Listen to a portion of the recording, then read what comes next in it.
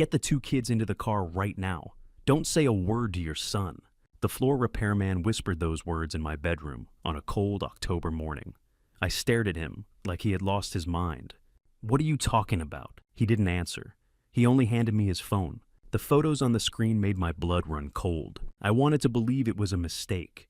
But deep down, I knew someone in this house had wanted me gone for a long time. Welcome back to Revenge Dad. Before we begin, I'd love for you to drop a quick comment. Have you ever had to question someone you thought you knew completely? Your perspective might be exactly what someone else needs today.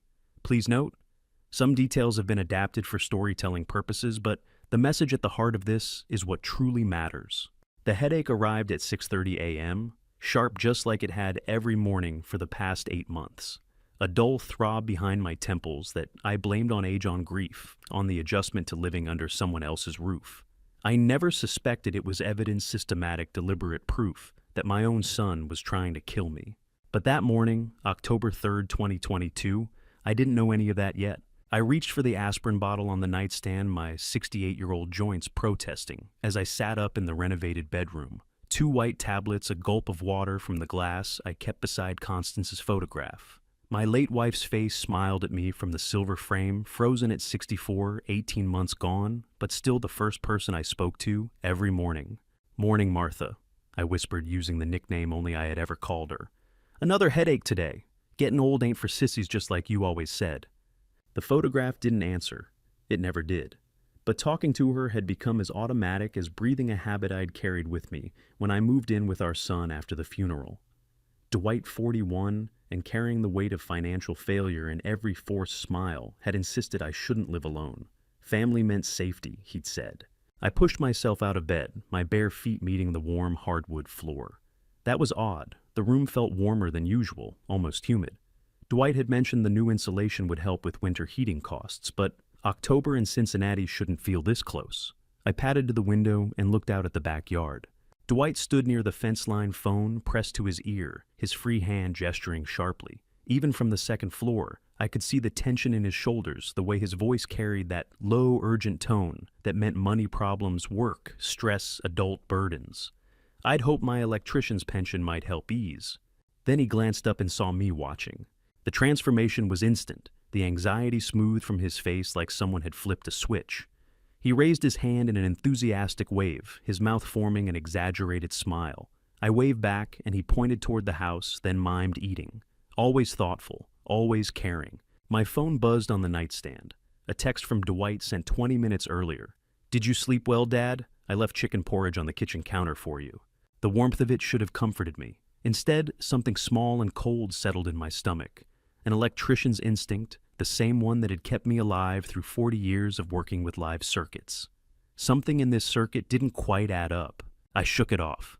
Grief made you paranoid. Grief made you see shadows where there was only love. For 18 months since Constance died, I'd been telling myself that moving in with Dwight was the right choice. That family meant safety, that the headaches were just age, the strange warmth in my room, just better insulation, the tightness in my chest, just the normal ache of a man learning to live without his wife of 43 years. Downstairs, the kitchen smelled like ginger and chicken broth. Dwight had already left for work. He always left early, he said, to beat the traffic. The porridge sat in a covered bowl on the counter, still warm. I ladled some into a smaller dish and sat at the kitchen table, the ceramic spoon clicking against the bowl in the quiet house. That's when 9-year-old Wren appeared in the doorway, her bright auburn hair, Constance's hair passed down through generations tangled from sleep. She wore pajamas covered in cartoon astronauts and carried her stuffed rabbit under one arm. "Morning, Grandpa," she said, climbing into the chair across from me. "Can I have Lucky Charms? Only if you promise to eat some real food first." I said, the same negotiation we'd had every morning. "How about some toast? Deal." She grinned, and I got up to put bread in the toaster. When I set the plate in front of her a few minutes later, butter melting into whole wheat, just the way she liked it.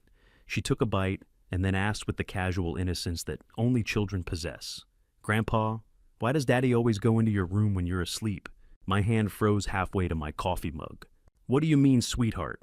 I kept my voice level easy. "Just a curious question from a curious kid." "I've seen him a bunch of times," Wren said, crunching her toast. "When I get up for water at night, Daddy's standing outside your door, or sometimes he's slipping inside real quiet.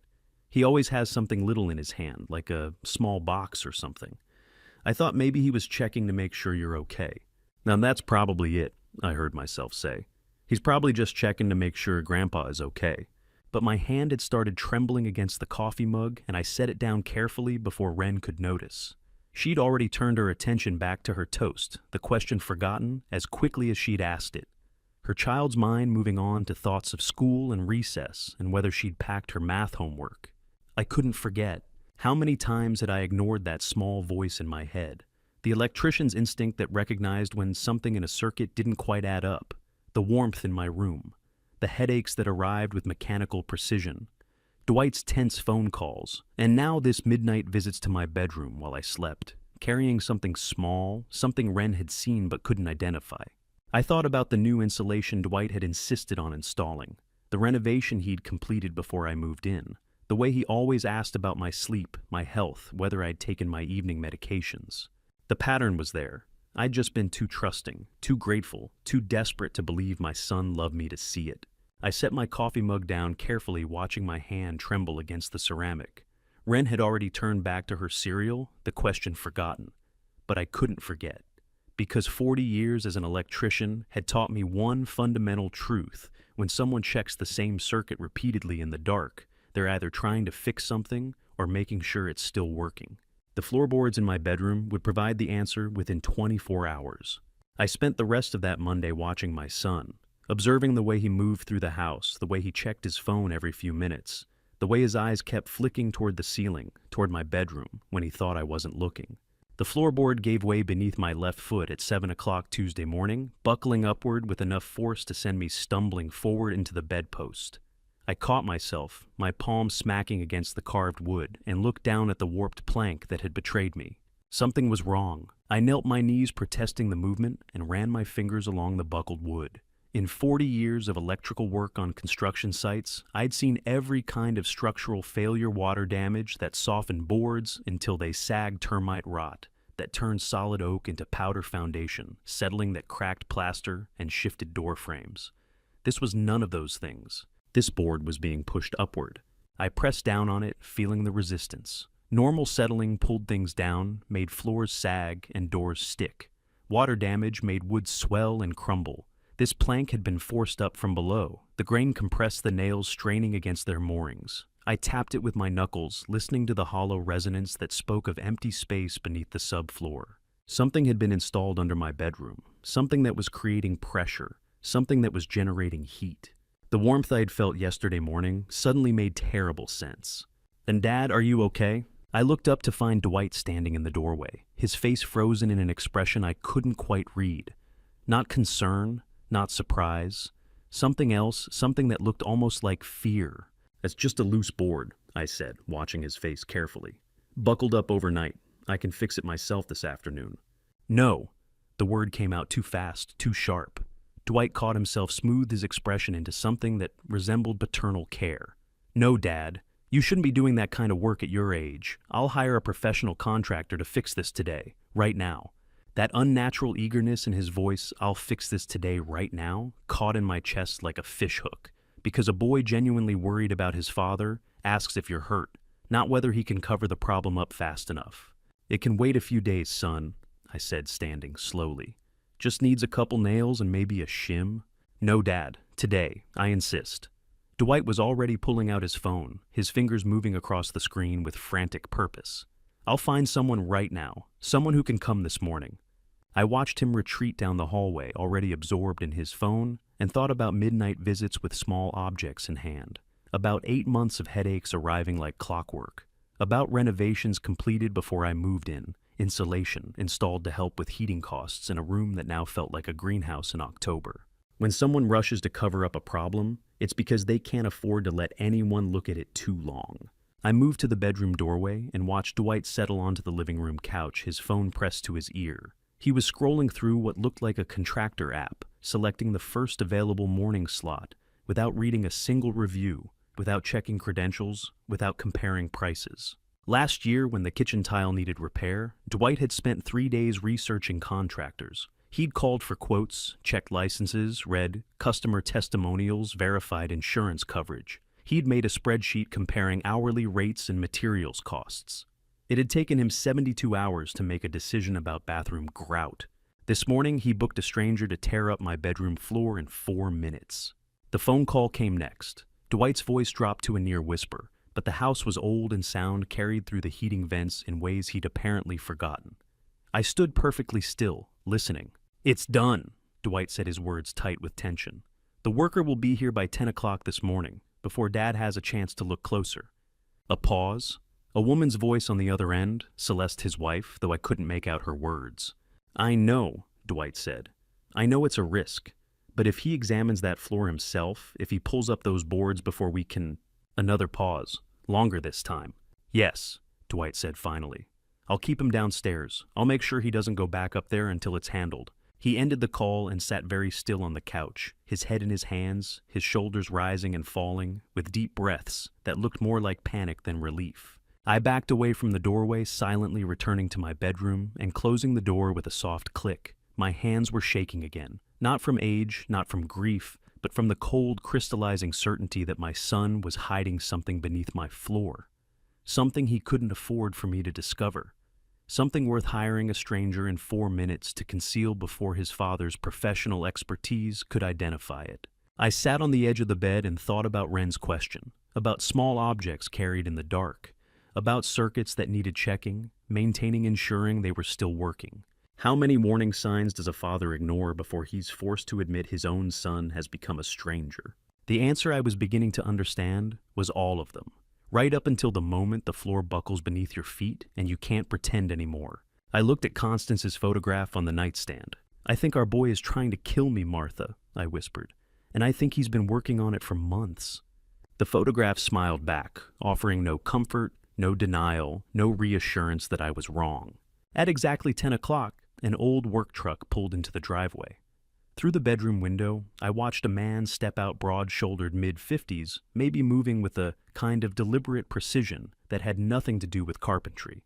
He scanned the perimeter before approaching the house, his eyes tracking the roofline, the windows, the sight lines from the street. I recognized that gait immediately. 40 years on municipal construction sites taught me the difference between a civilian tradesman and someone who used to wear a uniform. This man had carried a rifle before he'd ever carried a toolbox. The doorbell rang downstairs. Dwight's voice rose in greeting, too bright, too eager. The carpenter who entered my home wasn't just there to fix floorboards. The man who stepped into my bedroom introduced himself as Glenn Garrison, and his handshake was brief, firm, and completely professional. But his eyes weren't looking at me or the damaged floor. They were systematically cataloging every corner of my bedroom like a man clearing hostile territory. "Mr. Prescott," he said, his voice flat and economical. "Glenn Garrison, let's take a look at your problem." He was maybe 52, broad-shouldered with close-cropped gray hair and the kind of weathered hands that spoke of decades holding tools. He set down a worn canvas toolbox near the buckled floorboard, but didn't kneel to examine it. Instead, he moved to the window, first checking the latch, scanning the backyard sightlines, then the HVAC vent, then the bed placement, then each corner of the room in methodical sequence. "Aren't you going to look at the floor first?" I asked. "Room first," Glenn said, not looking at me. "Floor second." I'd hired hundreds of contractors in 40 years, plumbers, electricians, drywall specialists, and not one of them had ever checked the ventilation before looking at the actual problem.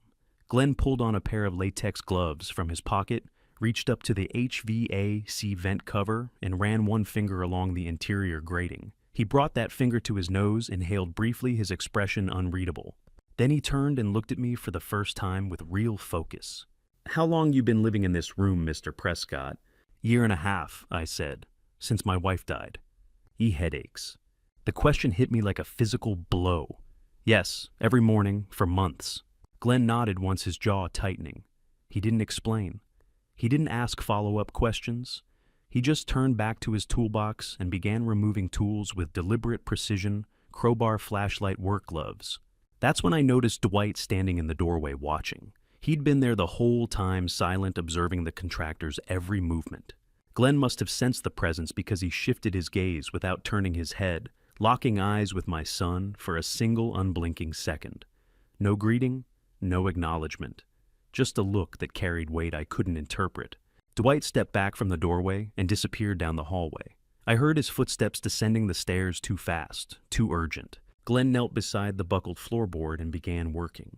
He didn't rush. Every movement was calculated, efficient, the kind of precision you learned in training that had nothing to do with carpentry.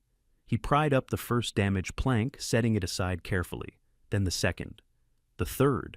Standard insulation appeared beneath the surface layer, pink fiberglass batting that looked ordinary untouched. But Glenn kept digging. He pulled away the insulation, exposing the subfloor joists. Then he produced a tactical flashlight from his belt, military grade, the kind that could double as a weapon, and shone it down into the crawl space between my bedroom floor and the first-story ceiling below. Then all sound cut out. Not gradually, not like someone pausing to think or rest. Just an absolute dead halt. Glenn's breathing stopped.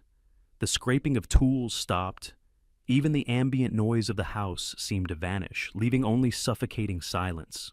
I leaned forward, trying to see what he was looking at. The flashlight beam cut through the darkness beneath the floor, illuminating nothing but shadows and the skeletal framework of joists and ductwork. 15 seconds passed. 20. The silence wasn't just absence of sound. It was presence of something worse, recognition, calculation-controlled fear. "Mr. Garrison," I said, my voice barely above a whisper. "You all right down there?" No answer. The flashlight beam remained perfectly still, aimed at something I couldn't see. Glenn's body had gone rigid, his shoulders locked, his head angled down into the crawl space like a man staring at a live bomb. Silence is louder than any scream when it comes from a man who just looked directly at something he recognized and feared. Another 5 seconds, 10. Then Glenn's voice emerged from the darkness, barely audible, eerily flat. "Mr. Prescott."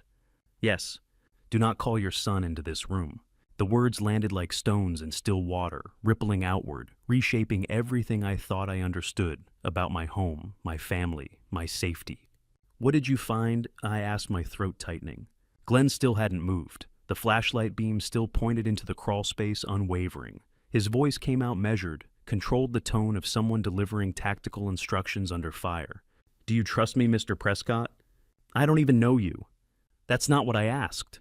I looked down at this stranger, this broad-shouldered man with a military flashlight and latex gloves, who had checked my HVAC vent before examining a broken floor, who had locked eyes with my son and made him retreat without a single word, who now knelt above a darkness I couldn't see and warned me against my own flesh and blood. "Yes," I heard myself say, "I trust you." "Good." Glenn's voice remained flat, empty of emotion. "Because what I'm looking at right now requires a very specific kind of response. And calling your son is not part of that response." "What is it?" "Not yet." The flashlight finally moved, sweeping slowly across the crawl space in a methodical grid pattern. "First, I need to photograph it, document it, make sure I'm seeing what I think I'm seeing." "And what do you think you're seeing?" The flashlight clicked off. Glenn remained motionless in the darkness for one more breath, 2 more, 3. Then he spoke, and his voice carried the weight of a man who had seen this kind of thing before and knew exactly what it meant. "Something that suggests your son didn't hire me to fix your floor, Mr. Prescott. He hired me to hide it before you could hire someone else." My hands started shaking, not from cold, not from age, from the terrible understanding that the man kneeling beside my bed had just confirmed the suspicion I'd been too afraid to name. "How did you know?" I whispered. "The app your son used to book me," Glenn said, still not emerging from the hole in my floor. "It's not a contractor service, it's a veteran network. Combat engineers, EOD specialists, people who know how to identify things civilians shouldn't have to recognize. Your son searched for someone with specific skills. He just didn't realize I'd also know why. He hadn't climbed out yet. He hadn't shown me a single thing. He only told me not to call my own son. And I, a father who had trusted his boy like gospel for 41 years, chose to obey a complete stranger's whispered command from the darkness beneath my bedroom floor. What Glenn Garrison saw in that crawl space would shatter every certainty I had left. When Glenn Garrison finally climbed back up through the gap in my bedroom floor, his face had gone the color of old concrete, and he wouldn't meet my eyes. He set the tactical flashlight down on my dresser with exaggerated care, like a man handling evidence at a crime scene. Then he took a long, slow breath through his nose, his jaw working as if chewing words he couldn't quite bring himself to speak. I waited. 5 seconds, 10. "What did you—" I started. Glenn stepped close to me. Uncomfortably close. The kind of proximity that violated every civilian social contract, but made perfect sense for tactical communication. He leaned in, and when he spoke, his voice was barely audible. "Get your 2 grandkids into my truck right now," he whispered.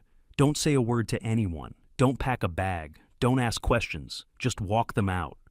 My mouth went dry. "What is—" Later, his eyes locked onto mine with absolute focus. "Right now, just move. No panic. No hesitation. Only the icy absolute certainty of a man who'd looked at lethal danger before and knew exactly how much time you had to react. I'd seen that look once before, 40 years ago, on a site foreman who'd spotted a severed gas line seconds before the spark. He hadn't explained. He'd just screamed run, and we'd run, and the building had collapsed 30 seconds later. Glenn Garrison wasn't screaming, but his eyes were. "Where's Dwight?" I whispered back. "Don't know, don't care. You leave before he comes back upstairs." Glenn's hand settled on my shoulder, firm, but not rough. "Trust me, Mr. Prescott. Whatever questions you have, I'll answer them in 10 minutes. But if you want your grandchildren safe, you move right now." I was choosing to trust a stranger I'd met 30 minutes ago over my own son, and somehow looking into Glenn Garrison's unwavering, combat-hardened eyes, that felt like the first rational decision I'd made in 8 months. I turned and walked out of the bedroom, my legs moving on autopilot, while my brain struggled to process what was happening. The hallway seemed longer than it should have been. The stairs creaked under my weight in a way I'd never noticed before. Every detail of my son's house suddenly felt foreign, hostile, wrong. In the living room, Wren sat on the carpet surrounded by her stuffed animals, staging some elaborate scenario involving a tea party and astronauts. At the dining table, my 14-year-old grandson Kieran bent over his algebra homework pencil, scratching against paper in the quiet afternoon light. They both looked up as I entered. "Let's come to the truck with Grandpa," I said, keeping my voice level. "Right now." Wren's face scrunched in confusion. "Why, Grandpa, I'm playing." "Now, sweetheart." Kieran set down his pencil slowly. He studied my face for 3 silent seconds, reading something there I hadn't known I was showing. Then, without a single question, he stood, walked over to his sister, and took her hand. "Come on, Wren," he said quietly. "Grandpa needs us." The boy's trust nearly broke me. He didn't ask why. He didn't argue. He just looked at my face and understood that something had shifted, that the rules of normal Tuesday afternoons no longer applied. At 14, Kieran possessed the same quiet perception his grandmother Constance had carried, the ability to read a room, to sense when questions would waste the time you didn't have. Wren reluctantly stood, clutching her stuffed rabbit to her chest. "Are we coming back for my toys?" Later, I said, the lie tasting like copper on my tongue. We walked to the front door in complete silence. I could hear Glenn moving in the bedroom above us, methodical sounds of tools being packed, floorboards being replaced, a man cleaning up a crime scene. The hallway clock ticked. The refrigerator hummed.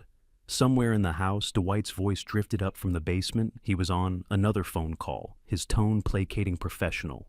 My son's voice. The same voice that had called me dad for 41 years, that had cried when his mother died, that had insisted I move in for my own safety.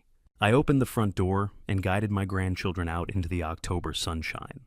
Glenn's truck sat in the driveway, an old Ford F-150 with Contractor decals and a toolbox mounted in the bed. He emerged from the house 30 seconds behind us, moving with that same deliberate efficiency, his canvas toolbox in one hand, phone in the other. "In the truck," he said softly. "Back seat both kids, seatbelts on." Wren and Kieran climbed in without protest. I got into the passenger seat, my hands shaking so badly I could barely buckle the belt. Glenn started the engine, backed out of the driveway with practiced ease, and drove. Not fast, not erratically, just a normal contractor leaving a normal job site at a normal speed. We turned left at the corner, then right at the next intersection, then left again. 2 blocks from my son's house, Glenn pulled over to the curb and put the truck in park. I turned in my seat to look back the way we'd come. Through the rear window between the oak trees and ranch houses, I could just barely see the brown roof of Dwight's home. The apple tree in the side yard stood exactly where I'd planted it 2 years ago, its branches heavy with late-season fruit. The flower bed Constance and I had designed together still bloomed with her favorite chrysanthemums. That house looked exactly the same as it had this morning, warm, safe, ordinary, like a photograph of a fire that gives no heat. "Grandpa," Wren's small voice came from the back seat. "When can we go home?" I didn't have an answer. I only knew with the same terrible certainty I'd seen in Glenn Garrison's eyes that we could never spend another night under that roof. Glenn shifted in the driver's seat, his hands still gripping the steering wheel, knuckles white. "Mr. Prescott," he said quietly, "I need you to stay very calm when I tell you what I found." In the back seat, Kieran had gone perfectly still, his hand wrapped protectively around his sister's. The boy was listening, understanding more than I wanted him to. Glenn took a breath. "I was Marine Corps combat engineer, Iraq 2004 through 2008, and what's installed beneath your bedroom floor is identical to a chemical vaporization setup I saw used 3 times overseas, twice by insurgents, once by a contractor who got greedy and wanted his partner's share of a reconstruction contract." He finally looked at me, and in his eyes I saw something worse than fear. I saw pity. "Your son isn't just trying to kill you, Mr. Prescott. He's trying to make it look like dementia." The words hung in the air between us. Dementia. Not just murder, something worse, something designed to make me disappear while I was still breathing. Glenn's voice was flat and cold when he continued like a soldier, delivering after-action intelligence rather than a carpenter explaining home repair. "I was a Marine, 2 tours in Iraq, 2004 through 2008. In 2002, our unit cleared a water poisoning setup in a Kurdish village. Insurgents had rigged digital timers and chemical canisters directly into the primary supply lines. The configuration under your floorboards is identical, not similar, identical." I couldn't speak. My throat had closed completely. "The system vaporizes industrial toxins into your bedroom, HVAC on timed cycles." Glenn continued, his eyes still fixed on the windshield. "Low concentrations during daytime hours, just enough to make you look sluggish and confused to outsiders. Heavy bursts at midnight when you're in deep sleep, accelerating neurological damage. Over months, the cumulative effect mimics progressive dementia symptoms perfectly. Headaches, memory issues, cognitive decline." In the back seat, Kieran's hands clenched into tight fists on his lap, knuckles white. The boy said nothing, but I could see his jaw working, processing understanding more than I wanted him to. Wren had fallen asleep against the window, her stuffed rabbit clutched to her chest, blessedly oblivious. I stared out the dirty windshield at my son's house 2 blocks away. The brown roof, the apple tree in the side yard that I'd planted with my own hands 2 years ago. Dwight had helped dig the hole. We'd worked together in comfortable silence, father and son, preparing the earth for something that would outlive us both. This wasn't an impulsive crime of desperation. This was a cold, bureaucratic assassination with industrial chemicals, digital timers, and legal paperwork filed in triplicate. "There's more," Glenn said quietly. He pulled out his phone, tapped the screen a few times, then slid it across the console to me. This wasn't just chemical tanks. There was a Ziploc bag hidden alongside the rigging filled with documents. I photographed everything before we left.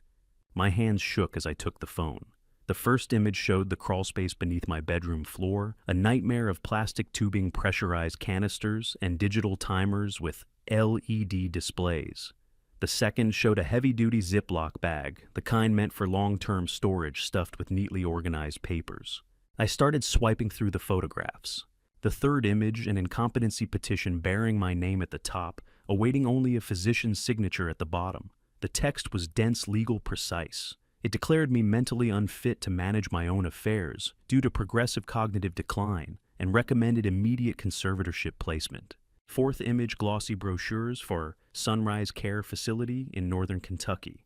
One page had been marked with a yellow highlighter, October 28, 2022. Check-in date, 24 days from today. In 24 days, I would have legally ceased to exist. Fifth image, a quitclaim deed, transferring my entire estate, $520,000 in assets, the house in Vermont, the small investment accounts Constance and I had built over 43 years of careful saving, to Dwight Michael Prescott, sole beneficiary. The signature line at the bottom was blank waiting. Sixth image, a detailed timeline handwritten on lined notebook paper. Dates, doctor appointments, behavioral observations, all meticulously documented. Subject showing increased confusion, refused to take morning medications. Subject became agitated when asked simple questions about current events. Subject left stove burner on for 45 minutes, nearly causing kitchen fire. None of it had happened. All of it would become evidence. Seventh image, the practice sheet. I stared at it for a long time. My name, written in pen across an entire sheet of legal paper. Dozens of attempts, maybe 50 or more. The first few signatures were shaky, erratic, the letters malformed and uneven. By the middle of the page, they had improved, more confident, more consistent. The last signature, bottom right corner, was nearly perfect. The exact slope of my capital H, the distinctive loop in my R, the way my final T crossed with a slight upward flourish. Someone had spent hours sitting in the dark beneath my bedroom floor, practicing my handwriting, until they could forge my signature perfectly. Hours of repetition, dedication, meticulous attention to detail. I stared at that progression, shaky at first, then improving, then nearly perfect, and felt something cold settle in my chest that had no name yet. It would find one later. I recognized that handwriting, I whispered. Glenn didn't respond. He didn't need to. I handed the phone back to him, my hands numb. How long has this been running? Based on the residue patterns and equipment wear, Glenn's jaw tightened. Months, maybe since you moved in. Definitely since early spring. 8 months. The timeline matched perfectly. 8 months of headaches. 8 months of feeling slightly off. Slightly confused, blaming it on grief and age and the natural decline of a 68-year-old body. Why didn't it kill me faster? I asked. Because that would raise questions, Glenn said. Sudden death gets autopsies, investigations, suspicious family members asking uncomfortable questions. But progressive dementia in an elderly widower living with his caring son, nobody questions that. Nobody investigates. The doctors prescribe memory medications, the family sighs sympathetically, and eventually you sign a quitclaim deed transferring everything you own to the person taking such good care of you. Except I wouldn't actually sign it. No, Glenn said, his voice hard. But someone who'd practiced your signature 50 times could. In the back seat, Kieran had started crying, silently tears streaming down his face, while he stared rigidly forward, refusing to make a sound that might wake his sister. I looked at the phone again at that progression of signatures, shaky, improving, perfect. The slope of the handwriting, the pressure of the pen, the careful formation of each letter. I knew that hand. I'd guided those fingers across lined paper when they were small and uncertain, teaching my 6-year-old son the importance of a man's signature. And he'd use that lesson to erase mine. 24 days until I would cease to exist, which meant I had 23 days to fight back. Fighting back required allies, and I knew exactly where to start. I used Glenn's burner phone to call the only person I'd trusted with my legal affairs for 30 years. Bernard Harrington, the attorney who'd closed on my first house, drafted Constance's will, and whose late wife Eleanor had been my wife's closest companion. If anyone would believe an impossible story about chemical warfare in a Cincinnati suburb, it would be Bernard. Glenn had driven us to a grocery store parking lot, 3 miles from the house, far enough to be safe, public enough to blend in. He stood outside the truck, now leaning against the hood, his eyes scanning the lot with that same tactical precision I'd seen in my bedroom. The phone rang twice before Bernard picked up. "In Harrington," came his familiar gravelly voice. "Bernard, it's me. I need to tell you something, and I need you to listen to the whole thing before you respond." A pause, then go ahead. I told him everything, the headaches, the buckled floor, Glenn's discovery, the chemical vaporization system, the documents, the signature practice sheet. I spoke for maybe 5 minutes straight, my voice steady despite the trembling in my hands. When I finished, Bernard said nothing. 5 seconds of silence, 10, 15. Then he exhaled a long, heavy sound that carried the weight of 4 decades in law. "I need to give this to you straight," Bernard said, his voice turning grave. "This is classic conservatorship fraud. I've seen it 3 times in 40 years of practice, family members fabricating mental decline to gain control of estates. But with a chemical delivery system." Another pause. "Unprecedented. This takes premeditation to a level I've never encountered." Something in my chest loosened, not relief, not comfort. Just the simple knowledge that I wasn't insane, wasn't paranoid, wasn't imagining patterns and random noise. "Stay away from that house," Bernard continued, his tone sharpening into command. "Do not call your son. Do not call anyone else in the family. Do not let them know you're aware of anything. You have photos of what was found? Yes. The contractor who discovered it photographed everything. Send them to my email immediately, and I need you in my office this afternoon, face to face, 3 o'clock. Can you make that? Yes. Good. Don't talk to anyone else until then. Not family, not friends, not the police. We need to be strategic about this. He paused. And whoever this contractor is, bring him. I'll want to hear his account directly. For the first time since Glenn climbed out of that crawl space, the crushing weight in my chest lifted slightly. I wasn't fighting this war alone anymore. I forwarded Glenn's photographs to Bernard's email, watching the progress bar creep across the screen. Sending, sending, sent. My personal phone, the one I'd left in my pocket, vibrated violently against my leg. Dwight's name appeared on the caller ID. Glenn must have seen my face change because he immediately moved to the truck window. I held up the phone so he could see the screen. He nodded grimly. Answer it, Glenn said, but don't tell him where you are. I swiped to accept the call and put it on speaker. Dad! Dwight's voice poured through the speaker, frantic, warm, absolutely saturated with concern. Oh my God, where are you? I came home and you and the kids are gone. The contractor left his truck in the driveway, but nobody's here. Are you okay? The performance was flawless. If I hadn't seen the signature practice sheet, if I hadn't stared at photographs of chemical tanks beneath my bedroom floor, I would have heard only a devoted son terrified for his aging father's safety. We're fine, I said, keeping my voice steady. Just took the kids out for an impromptu lunch. Thought they could use some grandpa time. Oh, Dwight exhaled deeply, the sound carrying profound relief. Oh, thank God. You scared me to death, Dad. Lately you've been wandering off without telling anyone where you're going, and a calculated pause. I'm just so terrified your health is taking a turn. That pause before taking a turn. The slight emphasis on wandering off. The way he'd frame my spontaneous decision as a symptom rather than a choice. Surgical precision. He was building his narrative, creating a verbal record that could be cited later. Dad was confused. Dad was forgetting to tell us where he went. Dad's health was declining. Every word carefully chosen to construct the foundation of a legal case I wasn't supposed to recognize. And I recognized it immediately because I was the one who taught him how to make an argument sound reasonable. When Dwight was 16 and got caught with beer at a party, I'd sat him down and explained how to construct a persuasive explanation to his mother. Don't deny the facts, I'd told him. Acknowledge them, but frame the context. Make your version sound more plausible than the worst interpretation. He'd taken that lesson to heart. I'm fine, son, I said, loading the word son with all the warmth I could fake. Just wanted to give the kids a treat. We'll be home soon. Okay, good. Another exhale. I'll have dinner ready when you get back. And Dad, maybe tonight we should talk about, I don't know, maybe setting up a system where you let me know when you're taking the kids somewhere, just so I don't worry. A system where I had to report my movements, where every decision required his awareness, his approval, his record keeping. Sure, I said. We can talk about that. Great, I love you, Dad. Love you too. I hung up. The most devoted son I had ever known, the only man left to carry our family name after Constance passed, was actively constructing my madness with a voice I had cherished for 41 years. Glenn looked at me through the truck window. He's building his narrative. I nodded slowly, my jaw tight.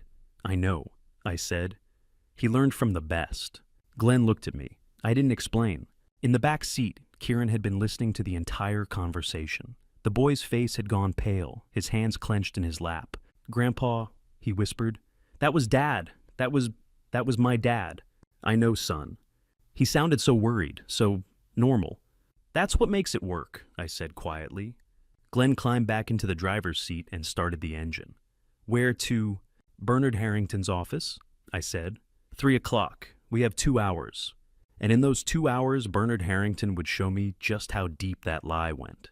Bernard Harrington's law office smelled of rich coffee and aged leather, the same scent that had greeted me 30 years ago when Constance and I closed on our first house, back when life was simple, and I believed the people I loved could never hurt me. The office hadn't changed much. Same mahogany desk, same brass lamp casting warm light across legal documents, same built-in bookshelves lined with statute volumes and case law.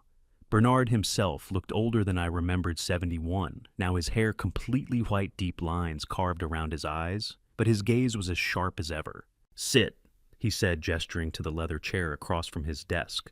I sat. Glenn stood by the door, arms crossed, watching. Bernard had already printed Glenn's photographs, all 47 of them, and now he spread them across the mahogany surface in a systematic grid pattern. Chemical equipment in one row, legal documents in another, the signature practice sheet off to the side by itself, like evidence too damning to group with anything else. He pulled a magnifying glass from his desk drawer, the old-fashioned kind with a heavy brass handle, and began examining each photograph in complete silence. I sat motionless and watched. 5 minutes passed, 10, 15. The only sounds were Bernard's breathing, the occasional quiet hum of consideration, the soft rustle of paper as he moved from one image to the next. He studied the chemical configurations with the magnifying glass, tracing connections with his finger, but not touching the photographs themselves. Then the legal documents reading every visible word. Then the signature sheet where he spent the longest time comparing the early attempts to the final perfect forgery. 20 minutes passed. My hands gripped the armrests of the chair fingers, pressing into worn leather. Outside the window, downtown, Cincinnati traffic hummed, normal people living normal lives, unaware that 3 floors above them, a father was watching his son's life be systematically dismantled by photographic evidence. Bernard had bounced Dwight on his knee when my boy was 3 years old, taught him how to shake hands properly at age 7, attended his high school graduation, toasted at his wedding to Celeste with champagne and proud words about family legacy. And now he sat across from me, using words like premeditated and industrial toxins to describe that same child. Finally, Bernard set down the magnifying glass. He removed his reading glasses, folded them carefully, and met my eyes with an expression I'd seen only twice before. Once when he'd delivered Eleanor's terminal diagnosis to his own family, and once when he'd told a client her husband had been embezzling from their joint accounts for 15 years. Grim finality. "I need to give this to you straight," Bernard said, his voice carrying the weight of 4 decades in law. "What we are looking at constitutes first-degree attempted murder under Ohio Revised Code, Section 2903.01. Premeditated poisoning of an elderly victim using banned industrial chemical agents explicitly tied to a fraudulent filing for conservatorship and systematic asset transfer. In the state of Ohio, this is a Category 1 felony carrying a minimum sentence of 15 years to life." The words landed like physical blows. Murder, premeditated, 15 years to life. The chemical delivery system shows extensive planning. Bernard continued tapping one photograph with his finger. The legal documents show financial motive. The signature practice sheet shows intent to commit fraud. And the timeline, he pulled out a yellow legal pad where he'd been taking notes. The timeline suggests this conspiracy has been active for approximately 8 months, possibly longer. "Since I moved in," I said quietly. "Yes," Bernard's jaw tightened. "Which means the invitation to live with your son may have been part of the initial plan, not a gesture of familial care. That thought that even the moment I'd felt most loved and protected had been tactical manipulation threatened to break something fundamental in my chest. "I know your boy Harvey," Bernard said, and his voice had gone soft. "I've watched him grow up over 30 years. I bounced him on my knee. I gave him advice about college applications. I don't want to say these words to you, but the physical evidence leaves me no alternative. I wasn't a father seeking family counseling anymore. I was a crime victim filing charges against my own son for attempted murder. "What do we do?" I asked. Bernard pulled a medical authorization form from his desk drawer and slid it across the mahogany surface. His pen clicked once in the heavy silence. "Before we file a single motion with the court," he said, "before we contact law enforcement, before we do anything that creates an irreversible legal record, I need you to get a comprehensive toxicology blood panel done immediately. Full spectrum analysis. Every industrial chemical compound, every heavy metal, every trace element that shouldn't be in a human body." He tapped the paper with one finger. "We need undeniable medical forensics, Harvey. The photographs are damning. Glenn's testimony will be powerful, but defense attorneys will argue the equipment was never actually used, that it was stored there for legitimate purposes, that the documents were hypothetical exercises. What they can't argue against is poison in your bloodstream matched to the specific compounds in those tanks." I picked up the authorization form. My hands were shaking again. Once I get the blood works, I said, what happens next? We file an emergency protective order. We notify law enforcement. We begin criminal prosecution. Bernard's expression was grave. And Harvey, I need you to understand something clearly. Once we start this process, there is no going back. No family mediation, no quiet resolution. Your son will be arrested, he will be charged, and based on this evidence, he will very likely be convicted and sentenced to decades in prison. He tried to kill me. I said the words feeling unreal even as I spoke them. Yes, Bernard said simply. He did. I looked at the authorization form, standard medical release language, a signature line at the bottom. My real signature, not the forgery my son had practiced 50 times in the darkness beneath my bedroom floor. There's an urgent care clinic 2 blocks from here, Bernard said. They can do the draw today and rush the analysis. Results in 48 hours. He paused. Glenn should go with you. Don't go anywhere alone until we know how extensive this conspiracy is. You think it's more than just Dwight? I think anyone who could construct this level of premeditation didn't do it in complete isolation, Bernard said carefully. The legal documents are too sophisticated. Someone with knowledge helped draft them. The blood work would prove what Glenn's photographs only suggested, and what it revealed would be far worse than either of us imagined. The needle slid into my vein at 5 o'clock Tuesday evening, drawing blood that would prove with clinical undeniable certainty that my own son had been poisoning me for 8 months. The urgent care clinic smelled of antiseptic and floor wax. The phlebotomist, a woman in her 40s named Lynn Caldwell, worked with practiced efficiency, tying the rubber tourniquet around my upper arm, tapping the crook of my elbow to find the vein swabbing the site with alcohol that felt cold against my skin. Comprehensive toxicology panel, she said, reading Bernard's authorization form. That's going to be 7 vials. You'll feel a pinch. The needle was sharp and precise. I watched my blood flow into the first vial, dark red ordinary, carrying poison I couldn't see. Bernard waited in the lobby with Kieran and Wren. I'd asked him to keep them away from this part to shield them from watching their grandfather become evidence in a criminal case against their own father. Some things children shouldn't have to witness. Lynn labeled the first vial with a barcode sticker. Heavy metals panel, she said more to herself than to me. She removed it from the needle and attached a second vial. Industrial solvents. The blood kept flowing. Vial 3, vial 4. My phone sitting on the exam table beside me buzzed. Bernard's encrypted line. I glanced at Lynn. Go ahead, she said. Just keep your arm still. I answered with my free hand. Yes. Harvey. Bernard's voice was tight. Glenn just called. He went back to the cavity one final time before we sealed it for evidence preservation. There's something else? Vial 5, neurotoxin screening. What did he find? A ledger. Navy blue hardcover buried at the very back of the cavity where he almost missed it. He's sending me digital scans right now. Lynn attached Vial 6, complete metabolic panel. What kind of ledger? The kind you write murder in, Bernard said quietly. I'll have the scans by the time you're done. Meet me in the waiting room. He ended the call. The phlebotomist labeled each vial with clinical precision.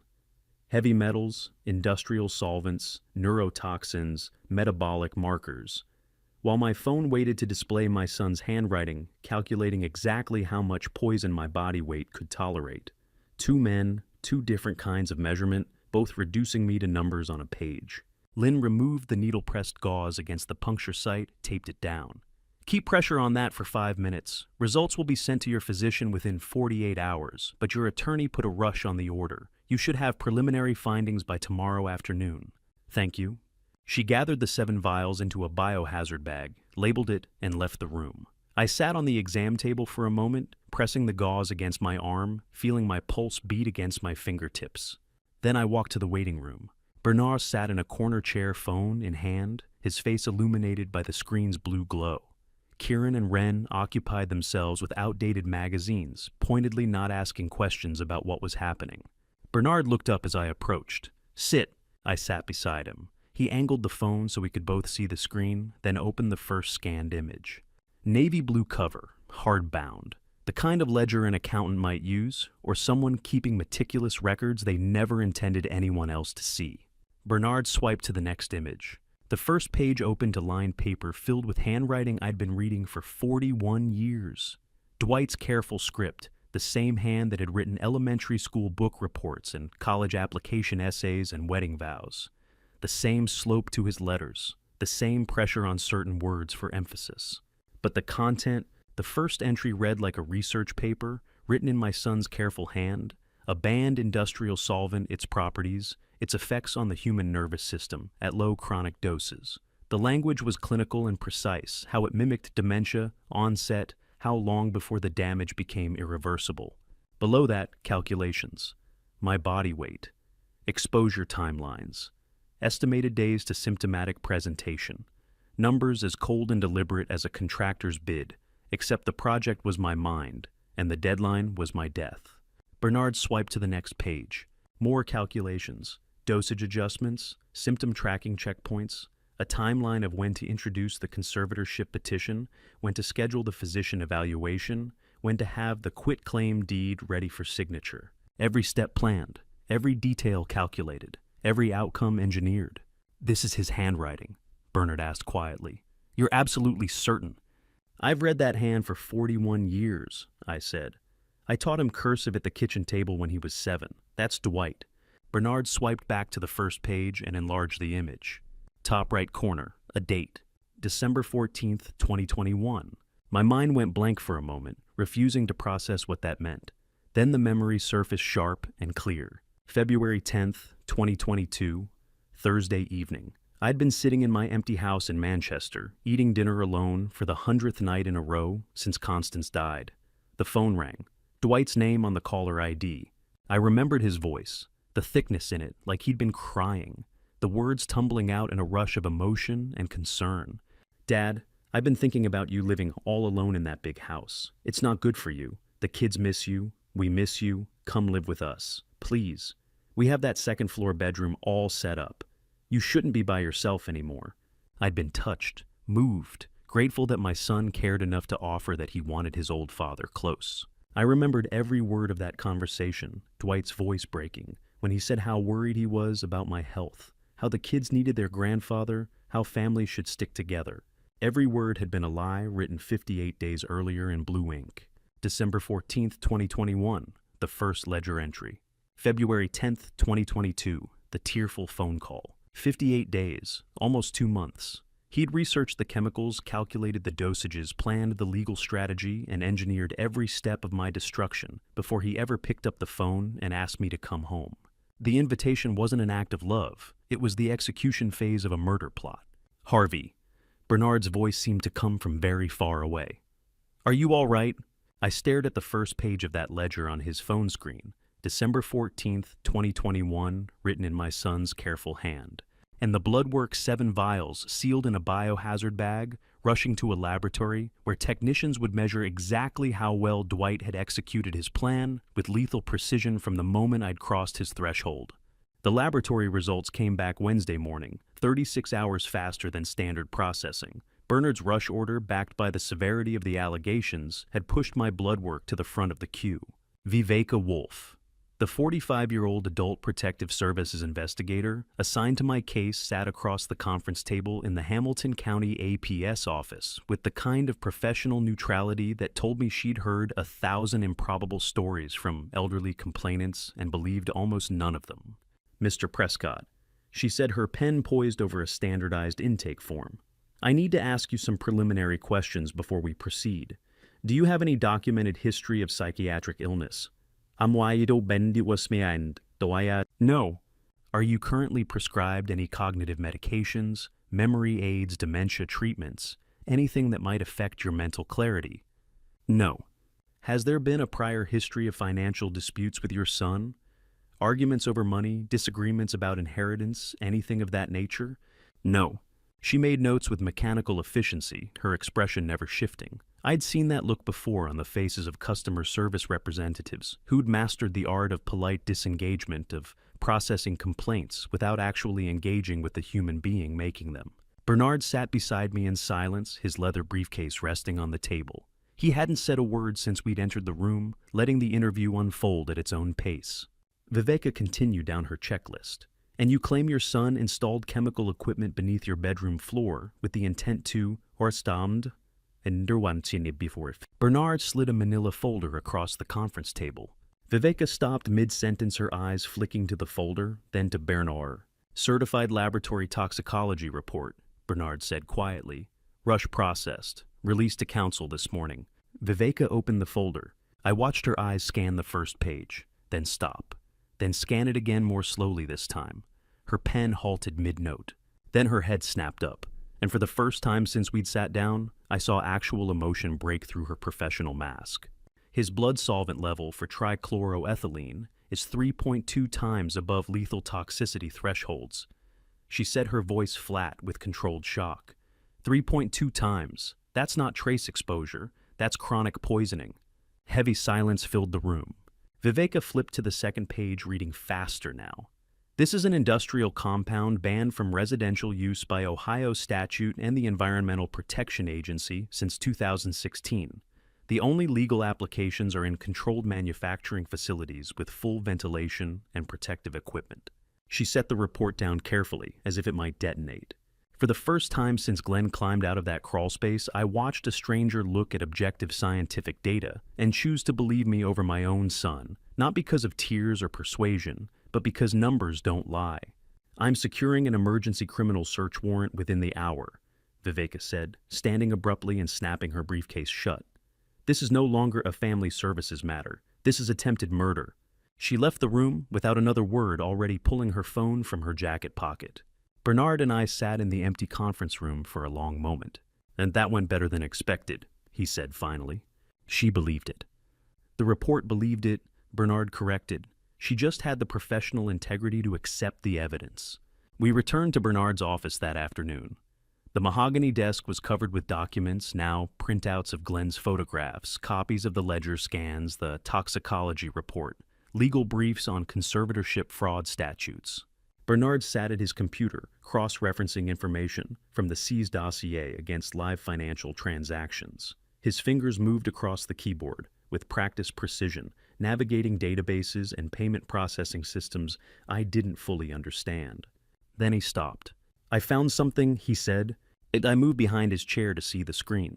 Sunrise Care Facility, Bernard said, pointing to a transaction record. 12 miles outside Cincinnati, specializes in memory care and closed-ward dementia patients. There's an active transaction linked to your Social Security number. He clicked through to the details. Non-refundable reservation deposit, $5,000. Processed under your identity, but funded via cash advance from Dwight's primary credit account. Bernard's jaw tightened. Payment date February 15, 2022, 5 days after he invited you to move in. The room felt suddenly airless. And here, Bernard said, scrolling down, mandatory check-in date. The screen displayed a calendar interface with one date highlighted in yellow. October's the 28th, 2022. I did the mental math automatically. Today was October 5th, 24 days. In 24 days, I would have been admitted to a locked memory care facility as an incompetent patient. Once you're admitted under involuntary guardianship, Bernard explained, his voice carefully controlled, you lose all civil rights, no ability to contest contracts, no authority to sign documents, no legal autonomy whatsoever. Your entire estate, all $520,000 in assets, falls under the guardian's absolute uncontested management. 24 days. In less than a month, I would have been a ward of the state, signing away my life with a signature my son had practiced forging dozens of times in the dark. The deposit is non-refundable, Bernard continued, which means Dwight committed $5,000 of real money to this timeline. He was so certain of his plan's success that he paid cash to guarantee your admission date. I stared at that highlighted date. October 28th. 3 weeks and 3 days from now. If the timeline had held, I said slowly, if Glenn hadn't found the equipment, if I hadn't gotten out, you'd be admitted in 24 days, Bernard finished. Declared legally incompetent, stripped of all rights, and every document in that dossier, the conservatorship petition, the quitclaim, deed the power of attorney transfers would be filed and processed within 72 hours of your admission. How long would I have been there? Bernard met my eyes. The average length of stay for closed ward memory care patients is 14 months, but Harvey, given the toxicity levels already in your bloodstream and the continued exposure you would have faced, he paused. The medical examiner I consulted estimates you would have experienced complete neurological failure within 6 to 9 months. After that, it's just a matter of waiting for organ systems to shut down. I sank into the leather chair across from his desk. My son had paid $5,000 to secure the exact date I would legally cease to exist. The deposit was non-refundable, which meant he'd been so certain of his plan's success that he'd committed real money to a countdown I wasn't supposed to survive long enough to see. October 28th, 2022. 24 days. But Dwight hadn't counted on one thing: I was still alive, still conscious. And now I had exactly 23 days to dismantle everything he'd built. Dismantling a conspiracy required more than emotion. It required evidence that could survive courtroom scrutiny, evidence that couldn't be explained away by clever attorneys or dismissed as family misunderstanding. Glenn Garrison looked up from his laptop Wednesday evening in Bernard's office and said something that seemed completely unrelated to poisoning. "Have you checked your son's electricity bills?" I blinked. "What smart meters?" Glenn said, turning the laptop toward Bernard. "Most municipalities installed them 5-6 years ago. They track electrical consumption by zone, bedroom, kitchen, living room. Creates a digital footprint of usage patterns." Bernard leaned forward, understanding immediately. "And a vaporization pump would show up as en boastum or store sticasto. Consistent draw above baseline." Glenn finished. "Industrial equipment leaves signatures. Chemical vaporization requires heat pressure sustained power. If that pump was running under your floor for months, it's been consuming electricity the whole time." "Dwight added me to the energy account when I moved in," I said slowly. "My name's on the bills." Then we can subpoena the records," Bernard said, already reaching for his phone. 2 hours later, we had them. Spreadsheets from the Cincinnati Power Company broken down by zone and consumption period, stretching back 18 months. Glenn mapped the metrics onto his laptop, creating a visual graph that made the pattern impossible to miss. "Here," he said, pointing to the bedroom line. "Flat consumption from August 2021 through January 2022. Matches every other bedroom in a comparable home. Lighting maybe a clock radio phone charger. Standard residential draw." His finger moved to February 2022. Then this. The bedroom line spiked upward and stayed there. Starting March 2022. Glenn continued, "Your bedroom's electrical consumption surged 23 to 31%, above every other zone in the house. Not occasional spikes. Sustained continuous draw. For 7 months straight." I stared at the graph. The numbers were clinical, undeniable, impossible to fabricate or misinterpret.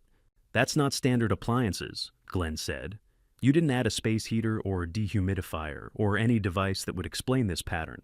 This is the electrical footprint of high-pressure chemical vaporization equipment running on a hidden cyclical relay consuming power every single night." March 2022.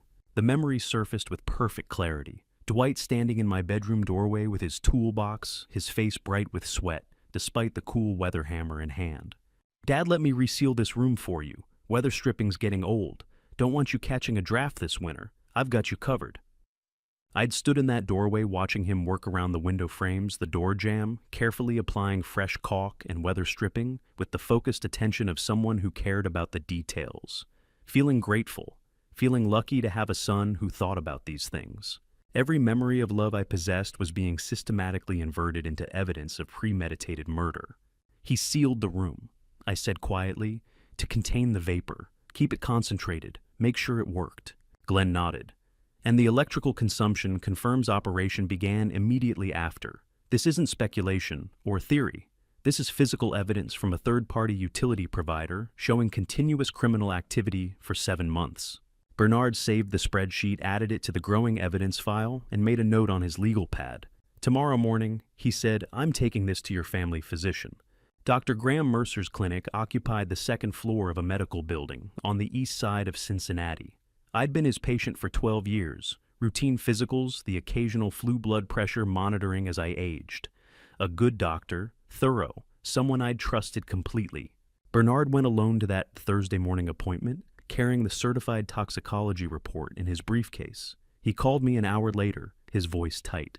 "You need to hear this directly from Dr. Mercer," he said. "I'm putting you on speaker." A different voice came through the phone, older shaken. "Mr. Prescott, this is Graham Mercer. I need to apologize." "For what?" "Your attorney just showed me your toxicology results." A long pause. "The trichloroethylene levels are consistent with chronic industrial poisoning. But according to my own diagnostic files, you've been showing progressive cognitive decline for months.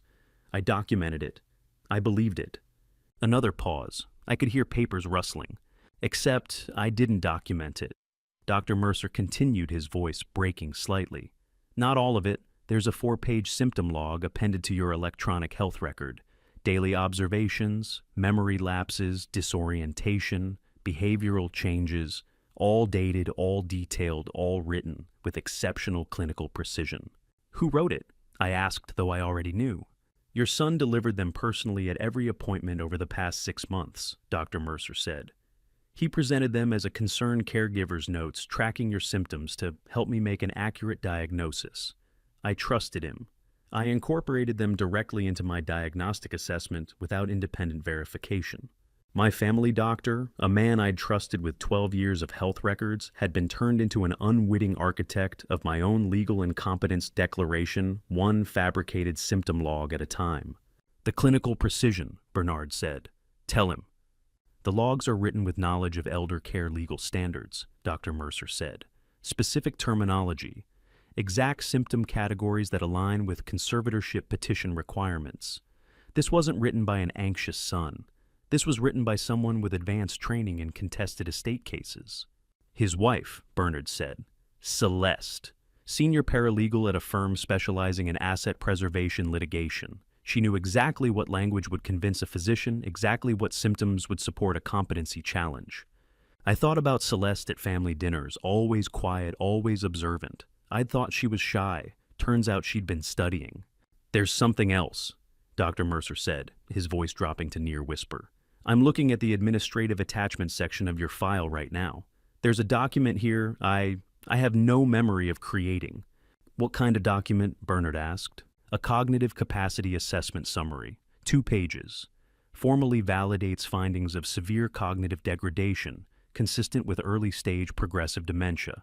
It's dated September 22nd, 2022. It has my signature at the bottom." Silence on the line. "But I don't remember signing it," Dr. Mercer said. "I don't remember reviewing it. I don't remember authorizing it at all."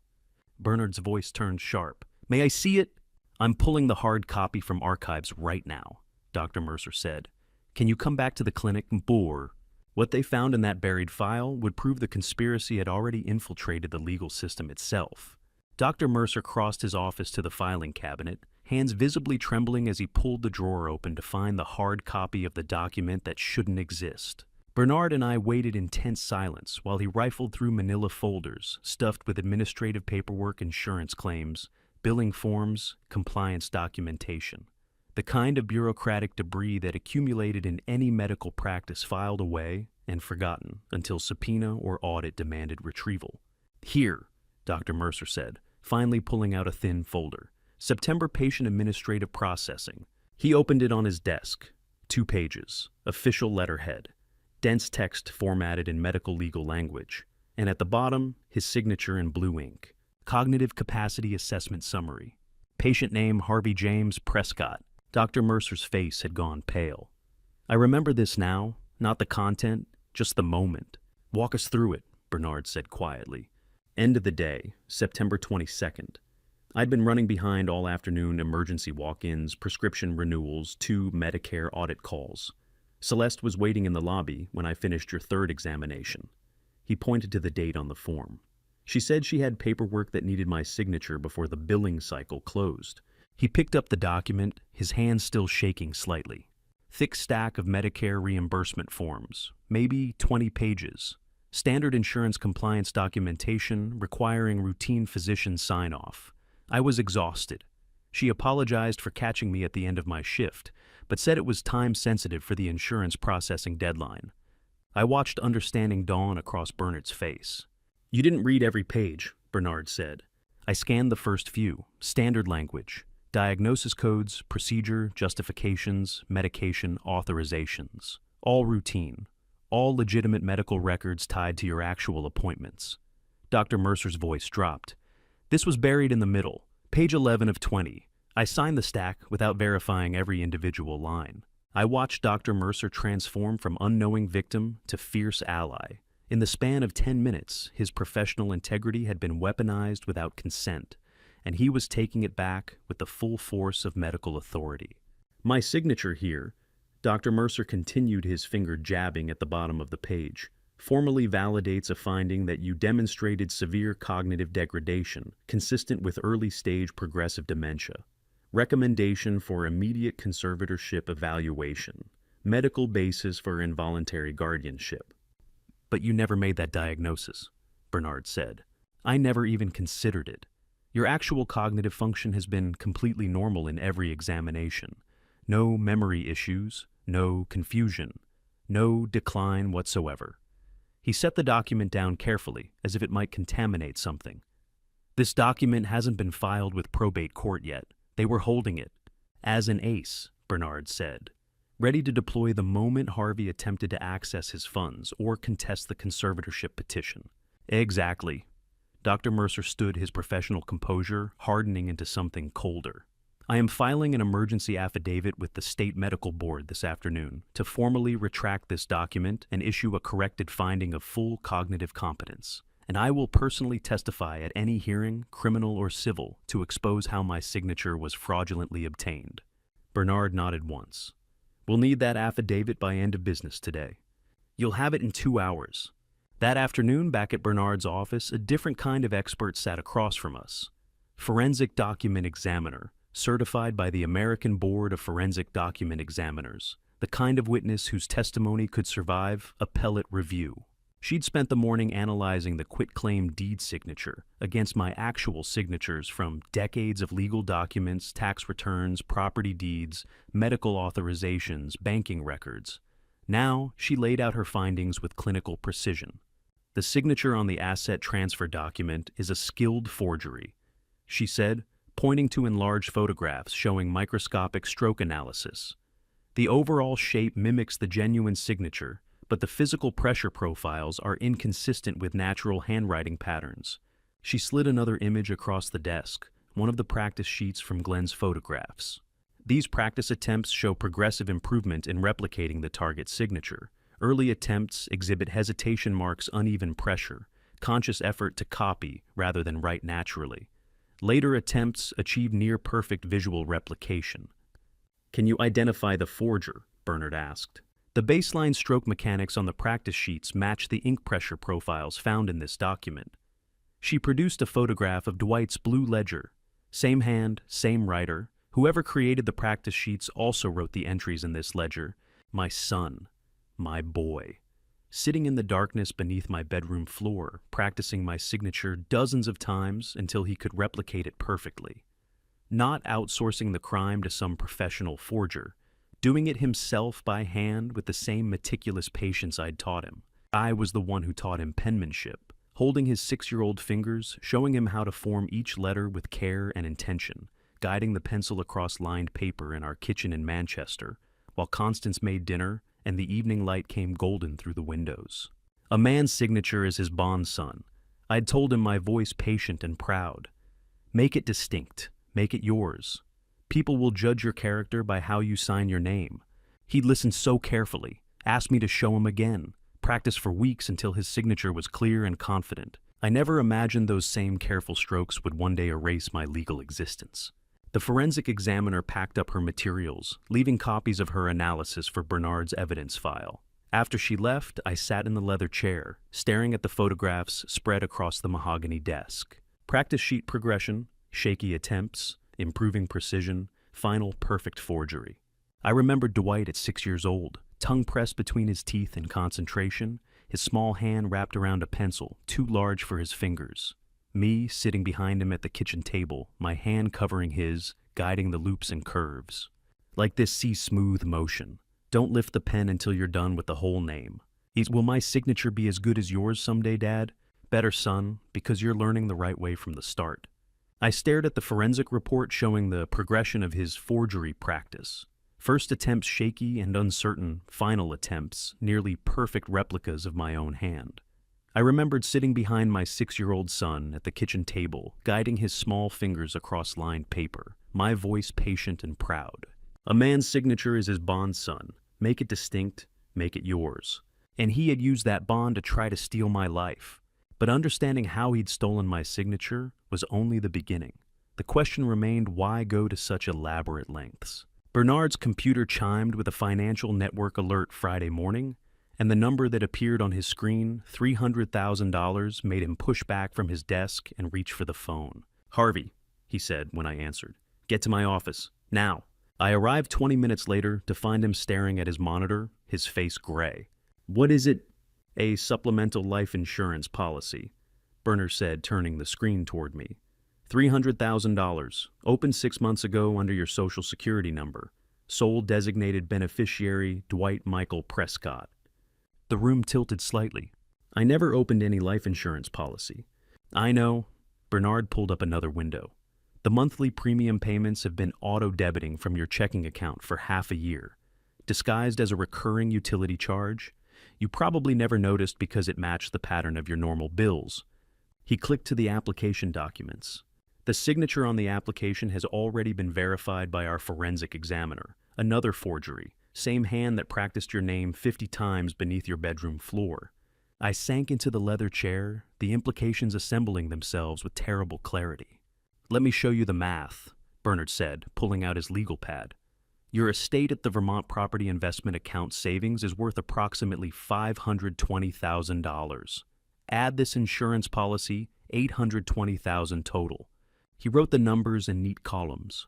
"Dwight's outstanding debt based on the financial records we've subpoenaed, $380,000. Mortgage arrears, credit cards, business loans, tax liens. If he'd succeeded in having you declared incompetent and admitted to that facility, and if you died there from continued chemical exposure within the projected 6 to 9 months, Bernard circled a number at the bottom of his calculations. He would have netted $440,000 in profit after clearing all his debts. This wasn't a desperate son trying to survive crushing debt. This was a calculating predator who saw his aging father as a $440,000 windfall. The life insurance policy was opened in April. I said, slowly doing my own mental math. 2 months after I moved in, right when the chemical exposure would have been establishing consistent patterns in my bloodstream. "Exactly," Bernard said. He waited until the poisoning was underway before securing the payout mechanism, making sure the investment would yield returns. I thought about Dwight's voice on the phone when he'd invited me to live with him, the thickness in his throat, the concern, the love, all of it calculated, all of it engineered, not just to solve a debt problem, but to profit from my death.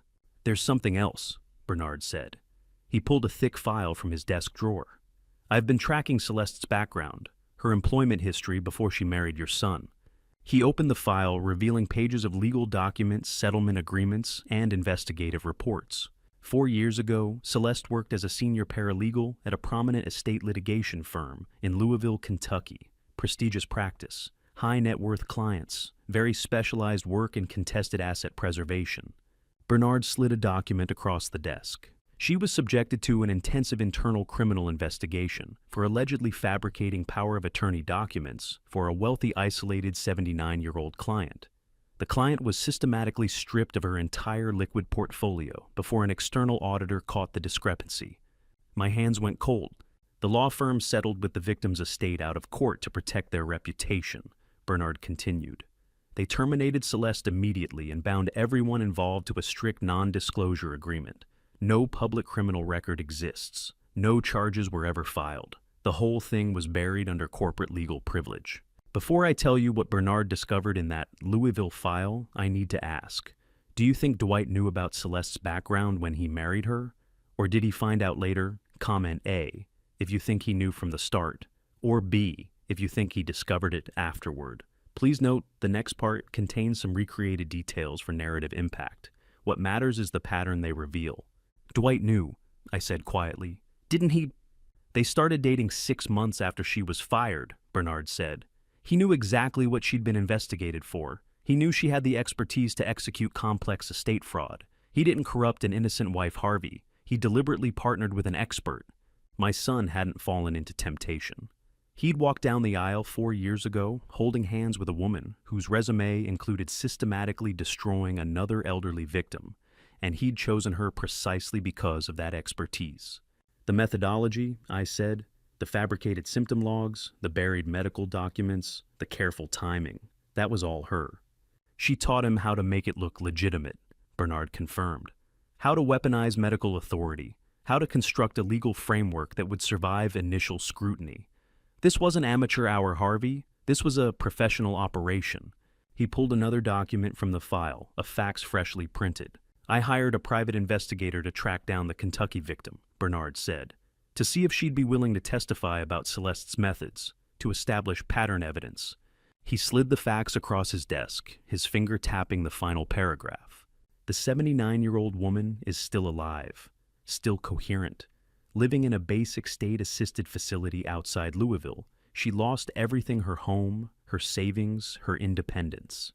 The NDA prevented her from speaking publicly, and the firm's settlement included a clause threatening legal action if she ever discussed the case. I looked at the investigator's notes, the woman's name, her current address, the final assessment.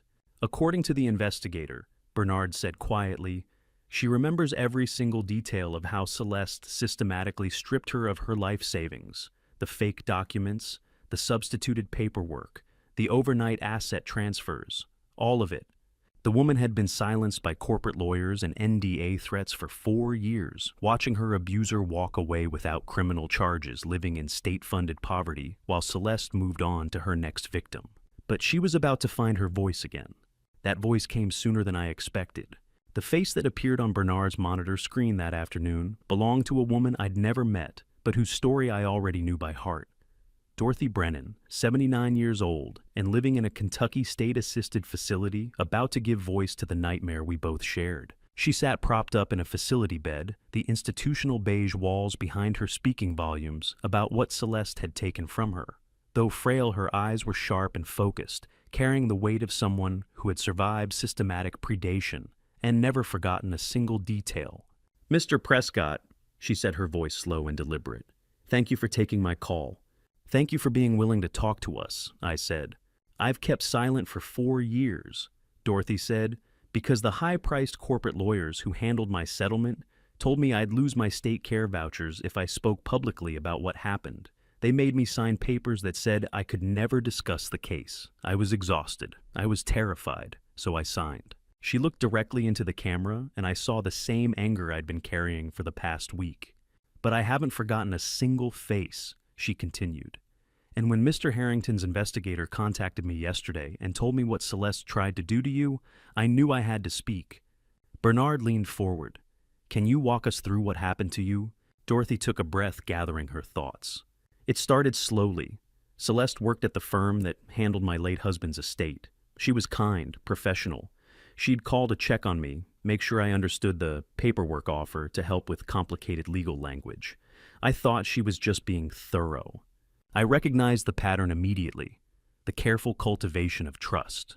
Then she started suggesting I consolidate accounts to make management easier, sign simple authorizations so she could handle routine transactions on my behalf. Standard estate administration, she said, nothing unusual. Dorothy's hands tightened on the blanket covering her lap. The documents she had me sign during those routine appointments weren't standard forms. She'd slip real transfer authorizations into stacks of normal paperwork. One signature buried on page 7 of a 20-page packet. I was signing away my assets without knowing it.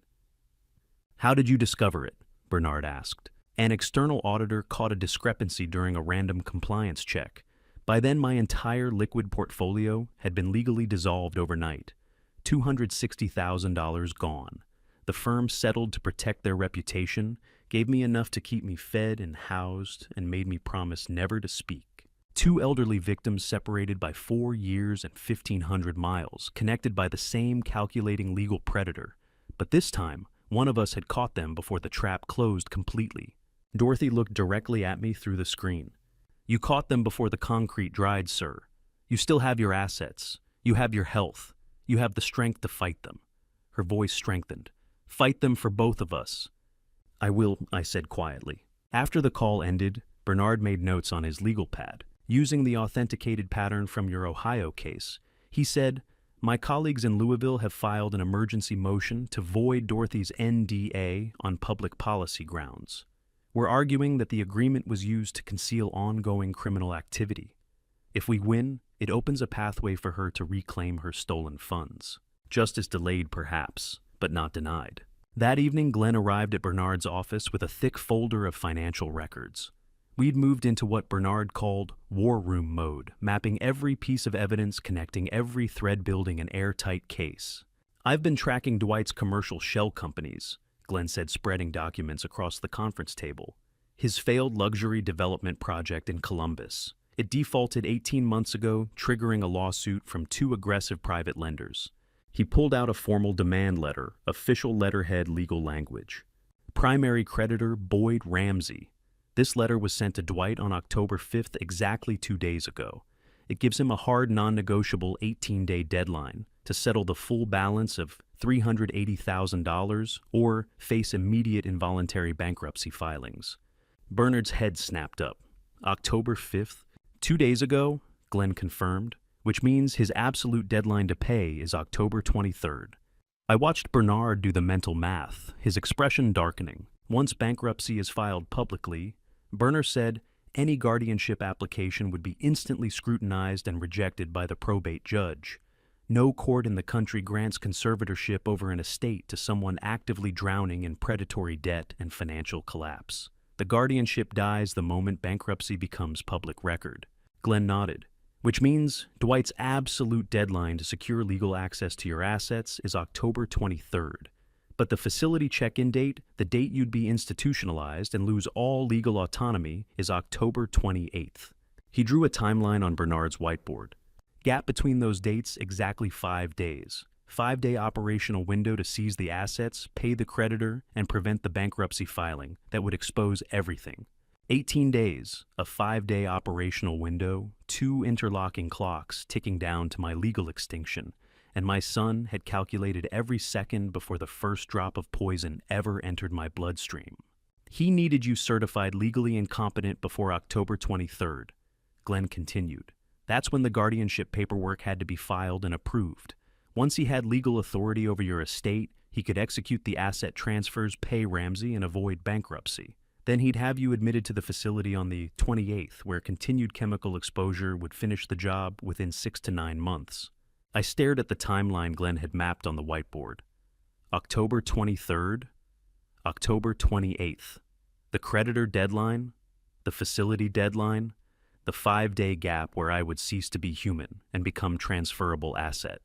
But we escaped on October 4th, I said slowly, 1 day before the creditor letter arrived.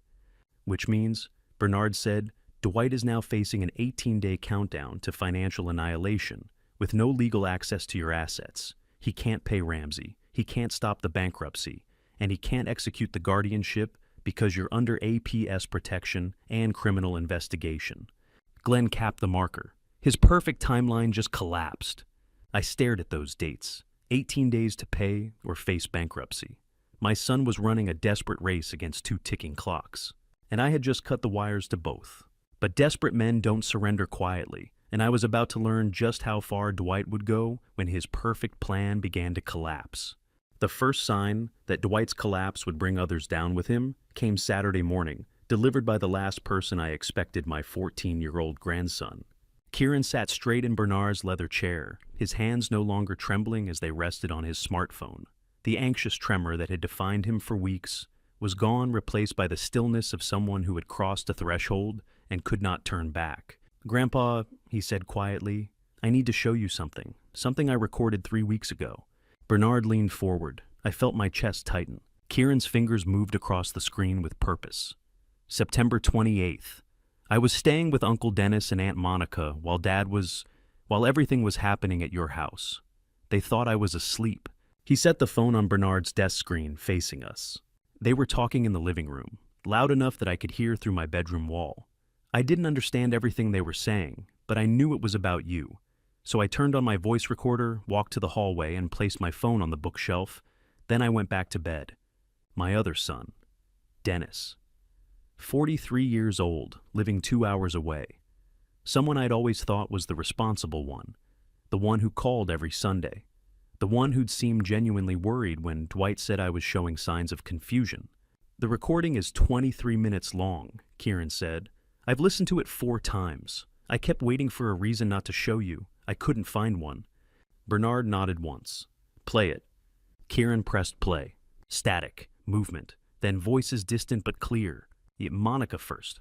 My daughter-in-law's voice carrying that same efficient tone I'd always mistaken for competence. The power of attorney was forged on August 15th. Clean signature, no hesitation marks. Even if someone questions it later, the timeline supports our narrative. Harvey signed it before the cognitive decline became obvious. Dennis responded, his voice lower, but unmistakable. And the conservatorship hearing is locked for October 21st. Confirmed. Richard has already filed the preliminary motion. As long as we keep Harvey isolated until then, the petition goes through unopposed. Have you ever heard your own son's voice plotting your erasure? Not in metaphor, not in memory, but in digital clarity, time-stamped and irrefutable. What about the estate valuation? Dennis asked on the recording. Bernard's going to question the numbers. Gerald's handling it, Monica said. The Vermont property appraisal came in at $340,000. Actual market value is closer to $520,000, but Gerald made sure the low assessment went into the official filing. Once the conservatorship is granted, we control the liquidation. The undervaluation works in our favor. Lower estate value means less scrutiny. Bernard made a note on his legal pad. I sat frozen. The recording continued. Dennis and Monica discussing timelines, legal procedures, asset transfers, clinical, methodical, utterly devoid of conscience. Then, at what must have been minute 19 or 20, a third voice entered the audio. Male, older, authoritative. Monica, do you have a moment? Of course, Gerald. Dennis, I'll call you back. Footsteps, a door closing. Then Monica's voice again, quieter now, speaking to someone else. Is everything set for the 14th? The male voice, Gerald, responded with practiced ease. The medical assessment already scheduled. I'll make sure the evaluating physician receives the symptom documentation you provided. The cognitive decline will be well established by the time the conservatorship hearing arrives. And if Harvey tries to contest, he won't have the opportunity. Once he's formally assessed as incompetent, his legal standing evaporates. The hearing on the 21st is just procedural confirmation. Bernard stopped the playback. Gerald, he said quietly. Last name? Kieran pulled up something on his phone. Gerald Whitmore. He's the administrator at Riverside Grove, the assisted living facility where Uncle Dennis was planning to have you placed.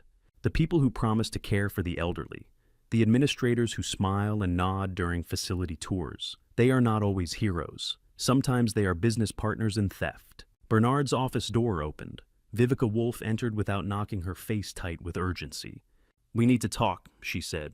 Now. She set a folder on Bernard's desk, still catching her breath. Monica Prescott's attorney, Richard Castellano, just filed for a continuance of the October 21st conservatorship hearing. Claims inadequate time to prepare counter-arguments to your motions. Translation, they know they're losing and they're stalling. What else? Bernard asked. Dennis has been making frantic calls to real estate contacts in Vermont. Multiple inquiries about property valuations, comparable sales data, appraisal verification. He's panicking about the Vermont property discrepancy being exposed. Viveka pulled out a document, public records property assessments, recent sales comparables. The estate filing lists the Vermont property at $340,000. But I ran the comps myself. Recent sales in that area, similar square footage, similar condition, market value, is approximately $520,000. That's a $180,000 undervaluation. She looked at me directly. Someone deliberately lowballed the appraisal to reduce the apparent estate value. Lower estate value means less legal scrutiny, easier approval for conservatorship, faster liquidation. It's textbook asset manipulation, fraud. Bernard rewound Kieran's recording, found the timestamp he wanted. Monica's voice filled the room again. Gerald made sure the low assessment went into the official filing. Bernard stopped playback. Gerald Whitmore, Riverside Grove administrator. He's not just facilitating the placement, he's actively participating in the fraud. Institutional complicity, Viveka said. This elevates the criminal charges significantly. We're not just prosecuting family members anymore. We're going after a licensed care facility and its administrative leadership. I thought about all the families who'd trusted Riverside Grove, all the elderly residents who'd been placed there believing they'd be protected. How many others had Gerald Whitmore helped steal from? Bernard fast-forwarded to the end of Kieran's recording, listening with headphones. Then he froze, his expression darkening. He rewound 15 seconds and played it aloud. Gerald Whitmore's voice clear and confident. "I'll make sure the October medical assessment supports your timeline. October 14th, 6 days from now. The competency evaluation that would strip me of all legal rights." It had been rigged from the beginning. Knowing the assessment was rigged gave us 6 days to dismantle Gerald Whitmore's institutional conspiracy. But Glenn Garrison had other plans for Saturday Night Plans he didn't share with anyone until the evidence was already secured. I wouldn't learn any of this until Sunday morning, when Glenn arrived at Bernard's office carrying an encrypted drive and a written tactical report. But I'm going to tell it the way he described it to me, because some things deserve to be seen clearly. At 11:47 p.m., Glenn positioned himself in the oak tree on the neighbor's lot outside Celeste's home, infrared equipment already recording. He'd never mentioned it to any of us, but during our initial visit to Dwight's house, he'd cataloged something the rest of us missed. Celeste's eyes kept flicking toward the basement door, the subtle calculation of someone mentally rehearsing what needed to disappear if the investigation got too close. You learn something in combat that civilians never grasp. The guilty always return to the crime scene not out of remorse, but out of panic.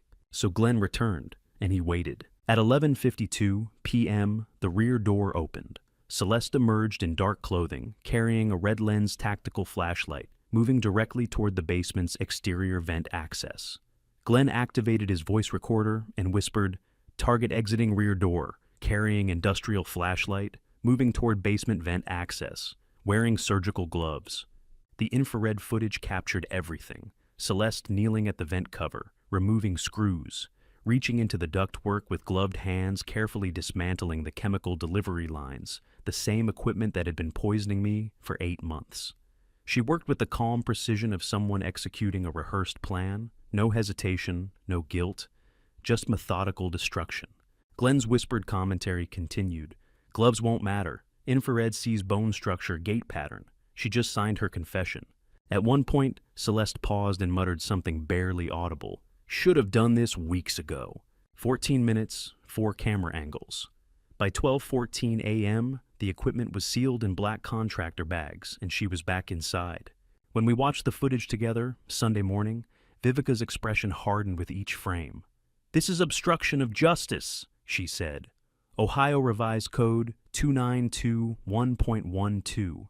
Separate felony charge, non-probationable, no plea bargain option," Bernard added quietly.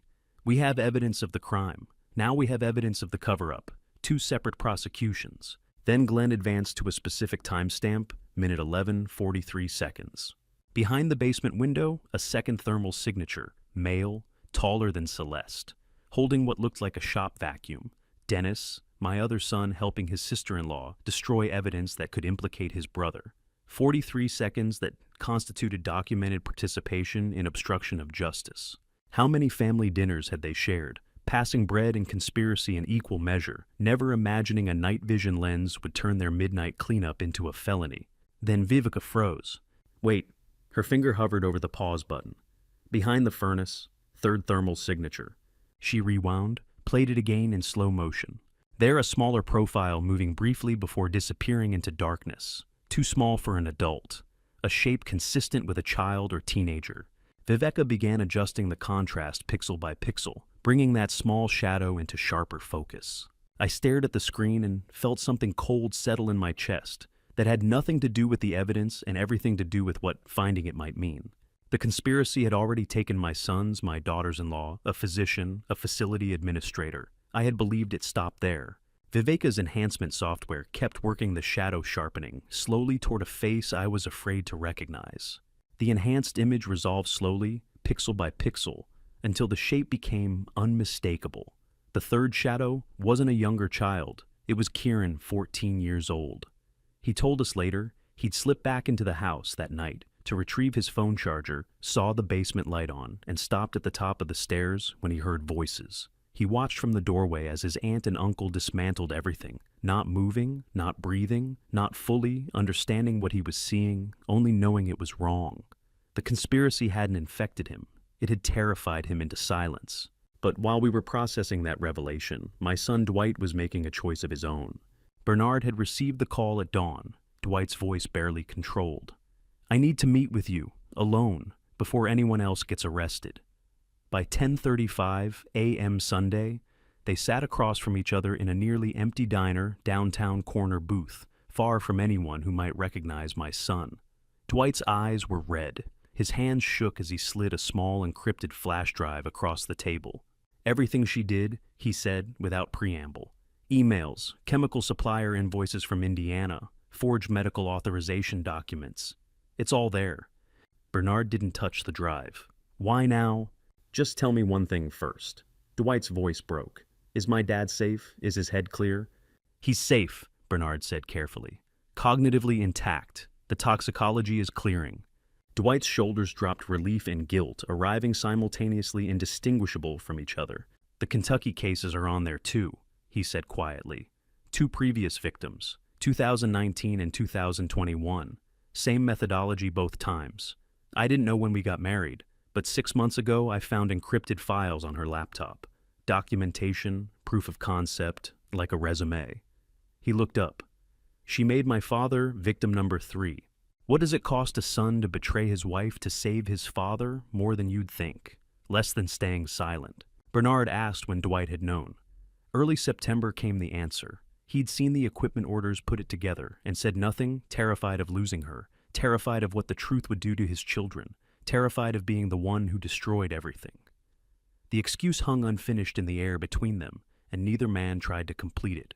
That afternoon, we played Kieran's recording in full at Bernard's office, Viveka present as official witness. The first 18 minutes were devastating. Celeste's voice discussing asset liquidation, timelines, and conservatorship strategy, with Dennis cold and methodical as accountants reviewing quarterly figures. Then Celeste left the room. Footsteps, a door closing, silence. Then Dwight's voice alone, unguarded, whispering into the emptiness of a room he thought was empty. "If he ever finds out what I knew, he'll never forgive me. I know it. God help me, I know it." I reached for the pause button without thinking. Bernard rewound it. We listened again, the same broken whisper, the same confession that no attorney had coached and no deal had purchased. 10 seconds later, a door opened. Monica's voice entered the recording, asking Dwight to sign property transfer documents for my Vermont estate before the conservatorship hearing. Dwight agreed. Monica mentioned Gerald Whitmore's name and the October 14th competency assessment deadline. Bernard cross-referenced the timestamp, September 28th, 2022, against Monica's sworn statement, which claimed she had never coordinated with Riverside Grove administration and had no knowledge of any facility-based conspiracy. "That's perjury," Viveka said, "and it connects all 3 branches: the chemical poisoning, the conservatorship fraud, and Whitmore's institutional facilitation. Coordinated from the beginning." Monica's presence on that recording didn't just contradict her sworn statement. It dismantled her entire defense in 40 seconds of audio she never knew existed. Monica's presence at Riverside Grove on September 28th demolished her sworn statement in 48 hours. By Monday, October 10th, the Hamilton County Prosecutor's Office had enough contradictions to file additional charges. The Hamilton County investigator shakes his head in disbelief as he slides the folder across the table toward Viveka, the handwriting on the legal strategy so meticulous it looks like a suicide note written in legalese. "This was in Celeste's desk," the investigator says. "Dated October 3rd, 2 days before we executed the warrant." I lean forward in my chair. The folder contains 37 pages of notes written in Celeste's precise paralegal script. At the top, defensive positioning, anticipated charges. Below that, a timeline matching every move we documented. The September dates, the Louisville victims, the toxicology markers. She'd mapped our entire investigation before we'd even formalized it. "She knew," Viveka says quietly. "She knew exactly what was coming. But it's the last page that stops my breath. A handwritten letter addressed to her children, not to Dwight. To the children she'd never had, the family she'd never started. The letter explains her choices, apologizes for the scandal, asks for understanding she knows won't come. It reads like a confession wrapped in justification, a woman who'd decided the only way out was through, and the only person who'd pay the price was herself. She was preparing to take the fall, I say. All of it. Dwight walks, Dennis walks, she carries everything. The investigator taps another section. Look at the financial analysis. She'd calculated how to structure a plea that maximizes restitution to you while minimizing exposure for the others. It's a legal blueprint for self-destruction. Have you ever watched someone try to save people who don't deserve saving? It's the most heartbreaking form of loyalty I've ever seen. 2 hours later, I'm sitting in Hamilton County Probate Court Courtroom 4B. Judge Adrienne Holbrook presides, 62 years old, former prosecutor, a woman whose reputation for fairness is matched only by her intolerance for manipulation. Bernard sits to my left. Viveka and the prosecution team occupy the front row. Across the aisle, Celeste sits beside her attorney, Samuel Prentice. Dennis and Monica have separate counsel. Dwight sits alone at the far end, no attorney beside him. Prentice stands for the preliminary hearing. Your Honor, given the complexity of the allegations and the potential harm to minor children, we propose a settlement framework. My client is prepared to accept full restitution responsibility in exchange for reduced charges and dismissal of conspiracy claims against Dennis Prescott and Monica Prescott. Judge Holbrook looks up from the file. And the defendant Dwight Prescott, my client's proposal includes a recommendation that Mr. Dwight Prescott be considered separately given mitigating evidence of duress and limited involvement. It's a masterpiece of legal maneuvering. Celeste absorbs the criminal exposure. The estate gets repaid. The family fragments quietly. Kieran and Wren never hear their father testify against their mother. Everyone walks away wounded, but intact. Except me. I stand before I realize I'm moving. Bernard's hand touches my arm, but I'm already speaking. Your Honor, I'm Harvey Prescott. I'd like to address the court. Judge Holbrook studies me for 3 seconds. Mr. Prescott, this is a preliminary hearing. Victim statements are typically reserved for sentencing. I understand, Your Honor, but this proposal treats my attempted murder as a financial dispute. I'm asking the court to reject any settlement that doesn't hold all conspirators equally accountable. The judge's expression doesn't change. The court will take your objection into consideration. However, prosecutorial discretion. They coordinated, I interrupt, and I know I'm crossing a line, but I can't stop. I have recordings. Kieran's recording from September 28th places Monica at the facility coordinating document fraud with Dwight. The Louisville investigation proves Celeste's pattern. This wasn't a single crime. It was a coordinated attempt to kill me and steal everything I built over 40 years. A settlement lets them pretend it was something less. Did they really think I'd accept money in exchange for justice? The courtroom is silent. Judge Holbrook looks at the prosecution table. The lead prosecutor stands. Your Honor, the state shares Mr. Prescott's concerns. We oppose the settlement framework.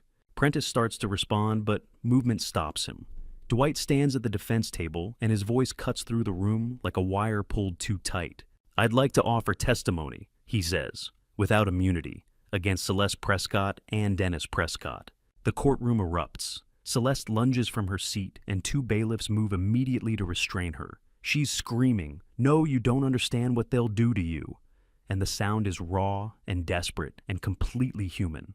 For the first time since this started, I see her as something other than a threat. I see her as someone who tried to save a man who couldn't be saved using methods that destroyed them both.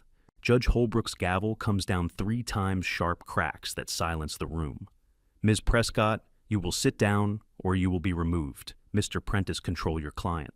Celeste collapses back into her chair, and the sound she makes is somewhere between a sob and a gasp. Dwight stands perfectly still, his hands at his sides, looking at no one. Judge Holbrook's voice drops to a temperature that could freeze salt water. Mr. Dwight Prescott, you are represented by counsel. Dwight says. I dismissed him this morning. Then I'm appointing standby counsel and postponing this hearing for 72 hours to ensure you understand the implications of testifying without immunity.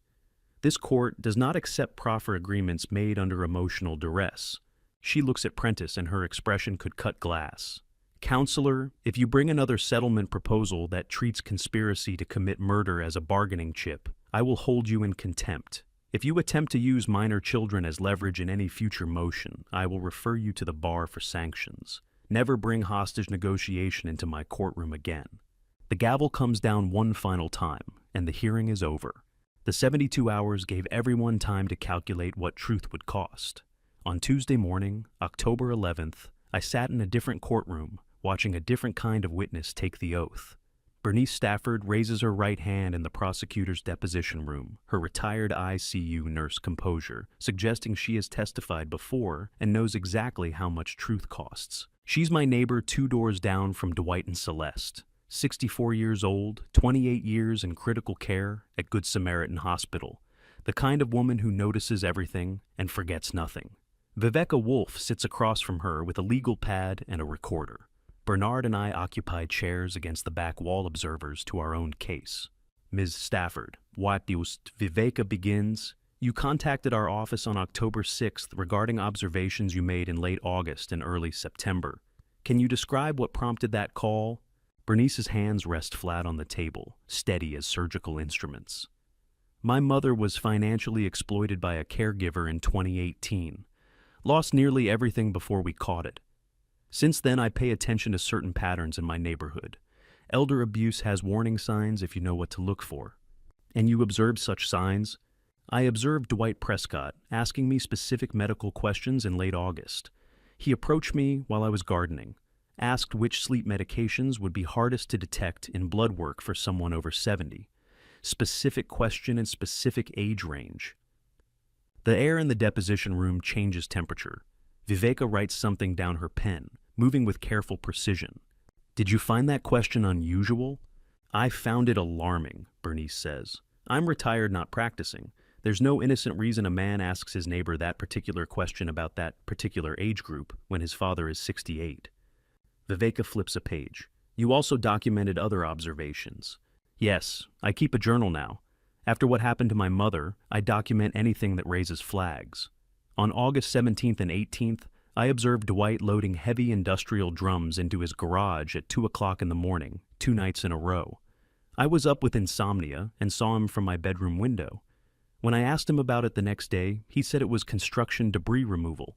Was there active construction in your neighborhood? No, we're a residential cul-de-sac. No permits, no projects. And construction debris doesn't require 2 a.m. disposal on consecutive nights. Bernice produces a small leather journal from her purse. Inside are dated entries written in the same steady hand, timestamps and observations recorded with clinical precision. August 17th, 2:14, AMD. Prescott, 2 cylindrical drums, approximately 55-gallon capacity. August 18th, 2:09, AM. Same activity, 3 drums this time. She'd been documenting my son's preparation for murder with the same care she'd once charted vitals in the ICU. There's a particular cruelty in watching strangers reconstruct your son's premeditated betrayal with time stamps and clinical precision while you sit 10 feet away pretending to breathe normally. Viveka accepts the journal into evidence. Thank you, Ms. Stafford. Your vigilance may have saved Mr. Prescott's life. Bernice looks directly at me for the first time. I'm sorry I didn't call sooner. I thought I might be overreacting. I nod because I can't speak. The preliminary hearing convened in Hamilton County Criminal Court on Wednesday, October 12th. An expedited proceeding granted given the active threat to an elderly victim and the volume of physical evidence already in state custody. Full trial proceedings would follow in the months ahead. But today the court would hear initial evidence and consider the defendant's intent to enter guilty pleas. Judge Raymond Keller presides, 59 years old, former federal prosecutor, a man whose methodical approach to allocution and plea agreements has earned him a reputation for fairness without mercy. The courtroom is smaller than I expected, wood-paneled and austere, the kind of space designed to strip away performance and leave only fact. The state presents its case with surgical efficiency, physical rigging evidence from the basement, chemical forensics on the carbon monoxide apparatus, my blood panel analysis showing sedative compounds, Glenn Garrison's surveillance footage establishing the conspiracy timeline. Each piece builds on the last, a prosecution constructed like quality wiring, every connection, solid, every element load-bearing. Then the state calls Dr. Graham Mercer. My physician for 12 years takes the stand at 2:45 p.m., and I watch the defense table stiffen. The prosecutor projects two documents side by side on the courtroom screen. On the left, my actual clinical records from Dr. Mercer's practice. On the right, the symptom logs Dennis and Monica submitted to justify the conservatorship petition. Dr. Mercer? The prosecutor says, "Are you familiar with the document on the right?" I am now. I'd never seen it before the investigation. These 7 entries claim I documented progressive dementia symptoms in Harvey Prescott between August and September 2022. I never wrote them. These are not my observations, not my handwriting, not my signatures. The prosecutor points to specific lines highlighted in yellow. Can you identify the fraud points? Dr. Mercer counts them methodically. Invented cognitive decline symptoms, backdated medical observations, falsified physician signatures, claims of consultations that never occurred, medication recommendations I never made, memory test results from assessments I never administered, and a diagnosis of progressive dementia that contradicts his actual cognitive evaluation. When did you last assess Mr. Prescott's cognitive function? August 3rd, 2022. Full cognitive assessment across all domains. Normal function. Non-spamporskis door. The prosecutor lets that sit for 3 seconds. Doctor, in your professional opinion, was Harvey Prescott cognitively impaired in September 2022? Absolutely not. Someone fabricated a medical crisis that never existed. 4 minutes of testimony. That's how long it takes to collapse an entire defense foundation built on falsified medical records. I watch Dennis and Monica's attorney lean back in his chair, and I know he's calculating settlement options before the jury even deliberates. Then Dwight stands in the gallery. "Your Honor," he says, and his voice carries the same quiet precision it had when he was 16 and told me he wanted to study engineering. I wish to formally allocute and provide testimony against all co-conspirators without any plea agreement. Judge Keller looks up from his notes. "Mr. Prescott, you understand allocution without agreement exposes you to maximum sentencing. I understand, Your Honor." I stared at the back of Dwight's neck as he stood to confess the exact spot I used to kiss when he was a baby and wondered which version of my son was real. Before the judge can respond, Celeste screams from the defense table. Not a word, a sound, raw and animal and desperate. Then words tumble out in a cascade. He doesn't know what he's confessing to. The carbon monoxide plan was only phase 1. If he testifies without immunity, he'll implicate himself in the Kentucky murders too. The courtroom freezes. The word murders plural enters the official record for the first time. 2 men stand up in the gallery wearing Kentucky State Police badges, and I realize they've been sitting behind me the entire trial.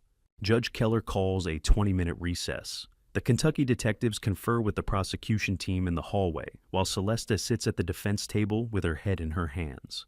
Dwight remains standing in the gallery, perfectly still, looking at nothing. When we reconvene, his defense attorney stands before the judge, speaks. Dwight's defense attorney stands after the recess and announces to Judge Keller that he is severing representation effective immediately due to irreconcilable conflict with his client's intended testimony. Your Honor, the attorney says, Mr. Dwight Prescott has informed me he intends to provide allocution that contradicts my legal advice and potentially waives critical constitutional protections. I cannot in good conscience continue representation under these circumstances. Judge Keller looks at Dwight. Mr. Prescott, do you understand what your attorney is saying? I do, Your Honor. Do you wish to retain new counsel or proceed with court-appointed standby representation? Neither, Your Honor. I wish to address the court directly. The judge pauses, studying my son with the careful attention of a man who has seen every variety of courtroom performance and knows when something authentic is happening. Very well. You may proceed, but I'm appointing standby counsel regardless. You have the floor. Dwight turns and looks directly at me for the first time since the trial began. His eyes are the same color as his mother's, were hazel with flecks of gold that caught the light when she laughed. I haven't thought about that in years, Your Honor. Dwight says, still looking at me, I designed every detail, the carbon monoxide apparatus, the sedation schedule, the timing that coincided with Dennis's conservatorship petition. My wife followed my instructions because I manipulated her fear of losing our children's inheritance. I told her we'd lose everything if we didn't act. The plan was mine alone. Judge Keller leans forward. Mr. Prescott, you understand by confessing without representation, you are waiving substantial constitutional protections. I understand. My father is sitting 12 feet away. I need him to know the truth before I'm sentenced. This was my choice, my crime, my consequence. He reaches into his jacket and produces a small flash drive which the bailiff collects and brings to the judge. This contains a full confession I recorded on October 9th, 3 days ago. It details my planning process, my manipulation of Celeste, and my exclusive responsibility for every element of the conspiracy. The courtroom technology officer loads the drive. The video plays on the screen. Dwight sitting in what looks like a hotel room, speaking directly to the camera with the same calm precision he used to explain electrical theory when he was studying engineering. He describes researching carbon monoxide delivery methods. He claims he threatened to leave Celeste and take their children if she didn't help him execute the plan. He provides specific dates and details that contradict elements of Celeste's known involvement, creating gaps in the timeline where her participation seems optional rather than integral. I watch Bernard lean over and whisper something to the prosecutor. The video is too perfect, too comprehensive, too carefully designed to create reasonable doubt about Celeste's intent while establishing Dwight's sole culpability.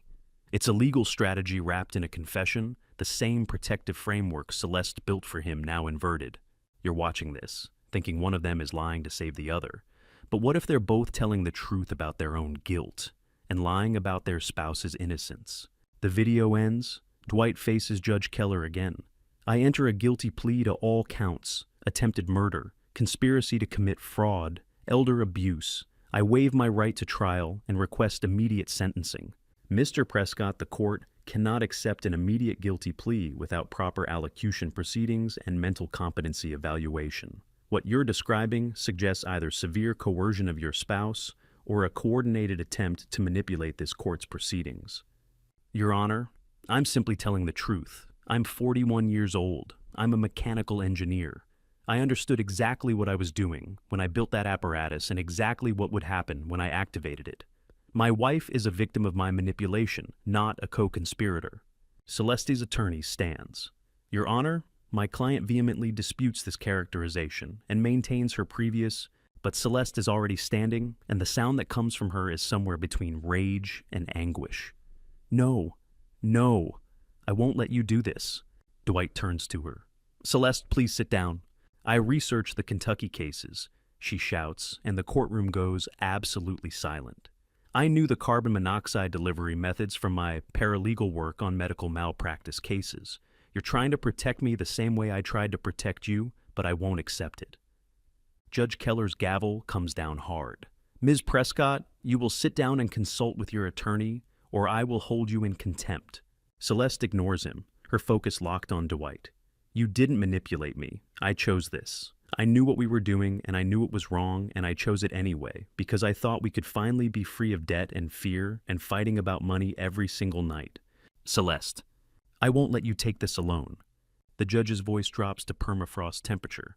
Bailiff place both defendants in separate contempt, holds until they can address this court without conflicting confessions.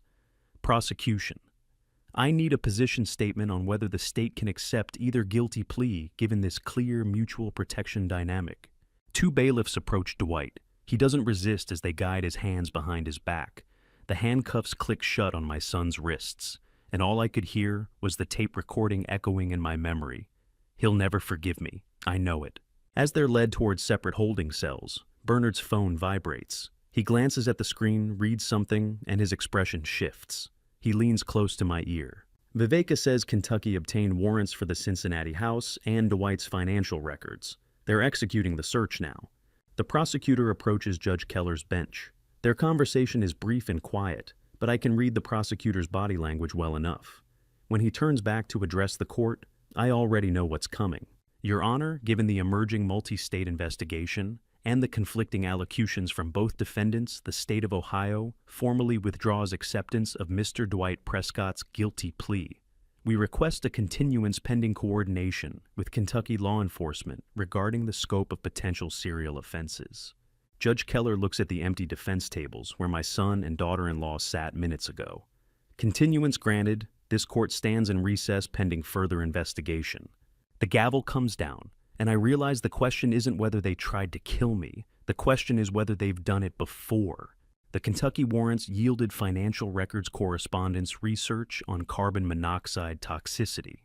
By Thursday morning, the scope allowed Judge Keller to proceed with Ohio sentencing, while Kentucky built its case. Harvey adjusts the podium microphone in Hamilton County Criminal Court, preparing to deliver his victim impact statement, while Dwight and Celeste sit shackled at separate defense tables 12 feet apart. Kieran sits in the gallery beside Glenn Garrison. My grandson wears a borrowed suit jacket that's slightly too large. Glenn's hand rests on the bench behind him, not touching just present. Judge Keller nods. Mr. Prescott, you may proceed. I set aside Bernard's prepared statement. Your Honor, I spent 40 years as an electrician. I understand load-bearing structures and points of failure. My sons plotted to kill me for money. I earned wiring houses in weather that would make your hands bleed. They calculated my life expectancy against their debt and decided I was worth more dead. Dwight's head drops. Celeste stares straight ahead. I don't want maximum punishment. I want enough time that my son has to eventually look his own children in the eye and explain why their grandfather spent his final decade alone. I want him to serve long enough that Kieran and Wren are old enough to understand what happened and ask their own questions. Kieran is crying silently. Your Honor, I'm requesting the court recognize what my grandson Kieran did. He's 14. He risked everything to record evidence that saved my life. Today I'm formally designating Bernard Harrington as my interim healthcare proxy and financial power of attorney effective immediately. I've included written instructions that, upon Kieran Prescott's 18th birthday, he shall be offered full primary authority through a new legal instrument executed at that time. I'm excluding both my sons, Dennis and Dwight, from any future role in my care or estate decisions permanently. Bernard stands. Your Honor, we filed the supporting documents this morning. Judge Keller reviews the paperwork and nods. So noted, the court commends young Mr. Kieran Prescott for his courage and moral clarity. Glenn's hand moves to Kieran's shoulder, now steady and firm. Judge Keller delivers the sentences with methodical precision. Mr. Dwight Prescott, you are sentenced to 6 years in the Ohio Department of Rehabilitation and Correction. Ms. Celeste Prescott, 2.5 years. Both defendants are permanently prohibited from holding financial power of attorney for any person over the age of 65. The estate valued at $520,000 is restored to Harvey Prescott with immediate effect. Emergency temporary custody of minor grandchildren is granted to Harvey Prescott, pending family services review. The gavel comes down. Dwight turns to look at me, his expression impossible to read. Celeste doesn't turn. Justice isn't always about maximum punishment. Sometimes it's about giving someone enough time to understand what they destroyed, and enough years left afterward to live with it. Kieran whispers as we leave. You gave him mercy he didn't deserve. That takes more strength than revenge. That afternoon, Bernard and I video called Dorothy Brennan from his Cincinnati office. She appears on screen in a small apartment afternoon light, through lace curtains behind her. Mrs. Brennan, I say thank you for taking this call. Mr. Prescott, I needed to hear it from you directly. Celeste received 2.5 years. Dwight got 6. They're both prohibited from ever holding power of attorney for vulnerable adults again. Dorothy closes her eyes. When she opens them, they're wet. My money's gone forever. I signed that NDA, but I needed to know someone stopped her this time. Thank you for standing when I couldn't. Bernard leans forward. Mrs. Brennan, the Ohio criminal convictions give us grounds to void your NDA on public policy grounds. A settlement that silences victims of criminal conduct is voidable when that conduct results in conviction. We filed a new civil action in Louisville this morning. Dorothy's hand goes to her mouth. You can do that. The precedent is strong in Kentucky. I speak before thinking it through. Mrs. Brennan, whatever the litigation costs, I'm covering it. You won't pay $1. Mr. Prescott, I can't. You're not asking. I'm offering. They did to you what they tried to do to me. The only difference is I had a grandson brave enough to record them. Bernard pulls up a document. There's more. Glenn traveled to Louisville and located 2 additional victims from 2019 who signed similar NDAs after suspicious financial losses involving Celeste. Same pattern: elderly widows, substantial assets, sudden cognitive decline, claim settlements with silence provisions. We've named all 3 victims in a consolidated civil action seeking to establish Celeste as a serial financial predator. Dorothy's voice is barely a whisper. 3 of us, at that we've found so far, Berner says. The consolidated filing supports enhanced fraud charges in Kentucky. Celeste's sentence could be extended significantly. How many elderly victims had signed silence agreements believing they were alone, never knowing a pattern connected them all? Dorothy wipes her eyes. When do we start? Bernard taps the Kentucky filing on his screen. Tomorrow morning. The call ends. Bernard's phone chimes. He reads it and his expression shifts. Hey, Harvey, you need to see this. He turns the phone toward me. Emergency filing notification. Monica Prescott's attorney has filed a motion to dismiss the conservatorship petition, entirely citing my courtroom vindication. An affidavit is attached. Bernard scrolls and reads aloud.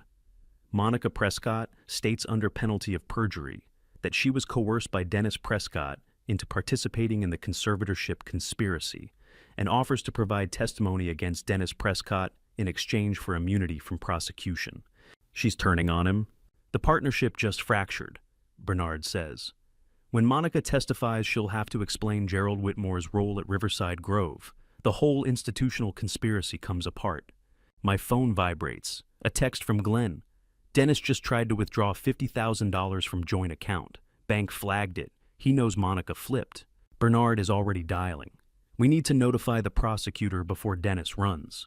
Dennis was arrested at the Cincinnati airport trying to board a flight to Costa Rica. Monica's testimony detailed every forged document, every falsified medical assessment, every dollar Gerald Whitmore helped redirect through Riverside Grove's accounting systems.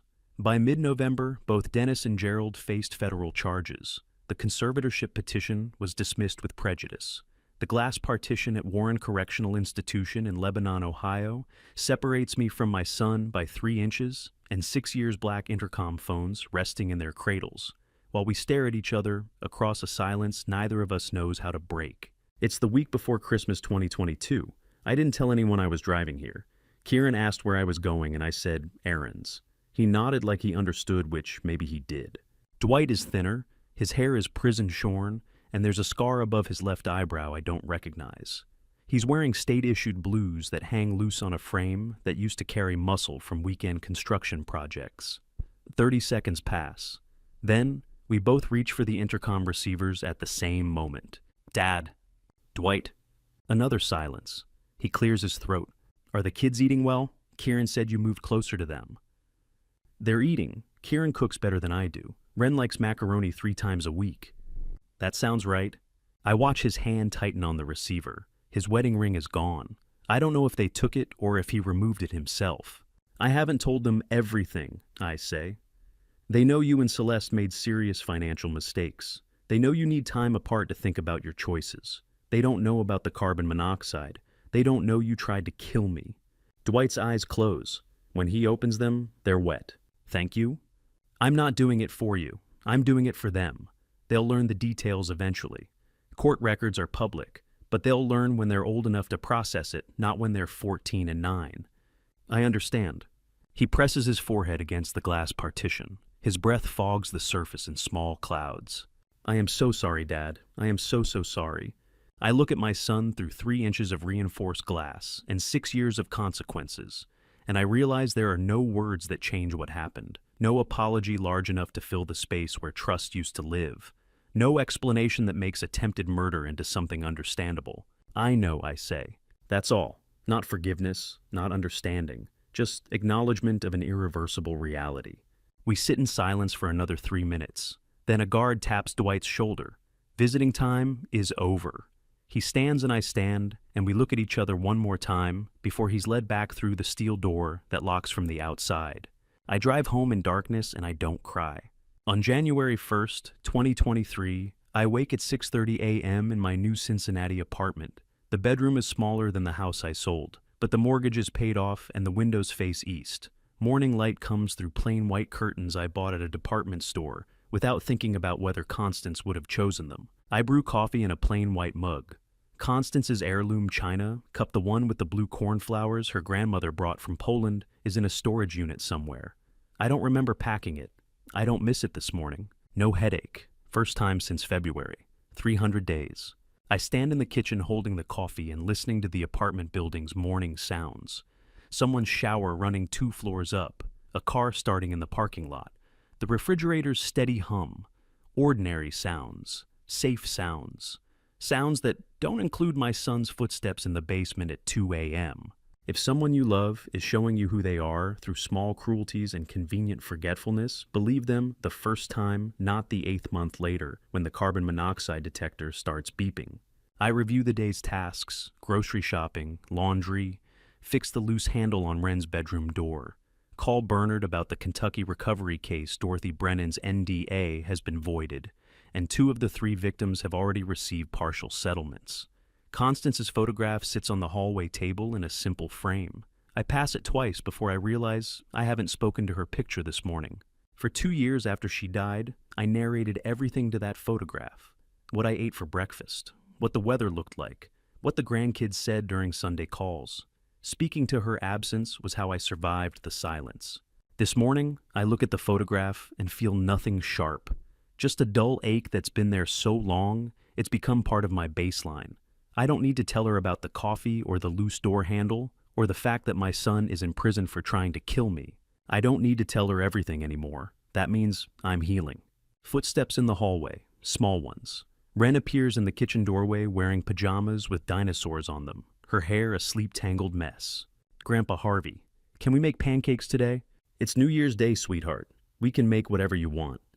She climbs onto one of the kitchen chairs, feet swinging above the floor. Kieran says you used to make pancakes for Dad when he was little. I set down the coffee mug. The truth about what terrified me most isn't complicated. It wasn't the carbon monoxide apparatus built with mechanical precision in my own basement. It wasn't the forged conservatorship documents or my son's practice signature on fraudulent transfer papers. It wasn't even the sedatives dissolved in drinks served by hands I'd held when they were small enough to wrap around 2 of my fingers. The horror was realizing I'd spent 8 months ignoring every warning sign, because admitting the truth about a person you love more than life itself is the most agonizing thing a father will ever do. Willful blindness isn't stupidity.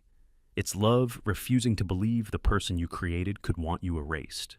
But the other truth, the one I'm building now, is that love doesn't end when trust shatters. It just changes shape. Bernard helped me establish a trust fund using the recovered estate. $520,000 set aside for Kieran and Wren's education therapy and future stability.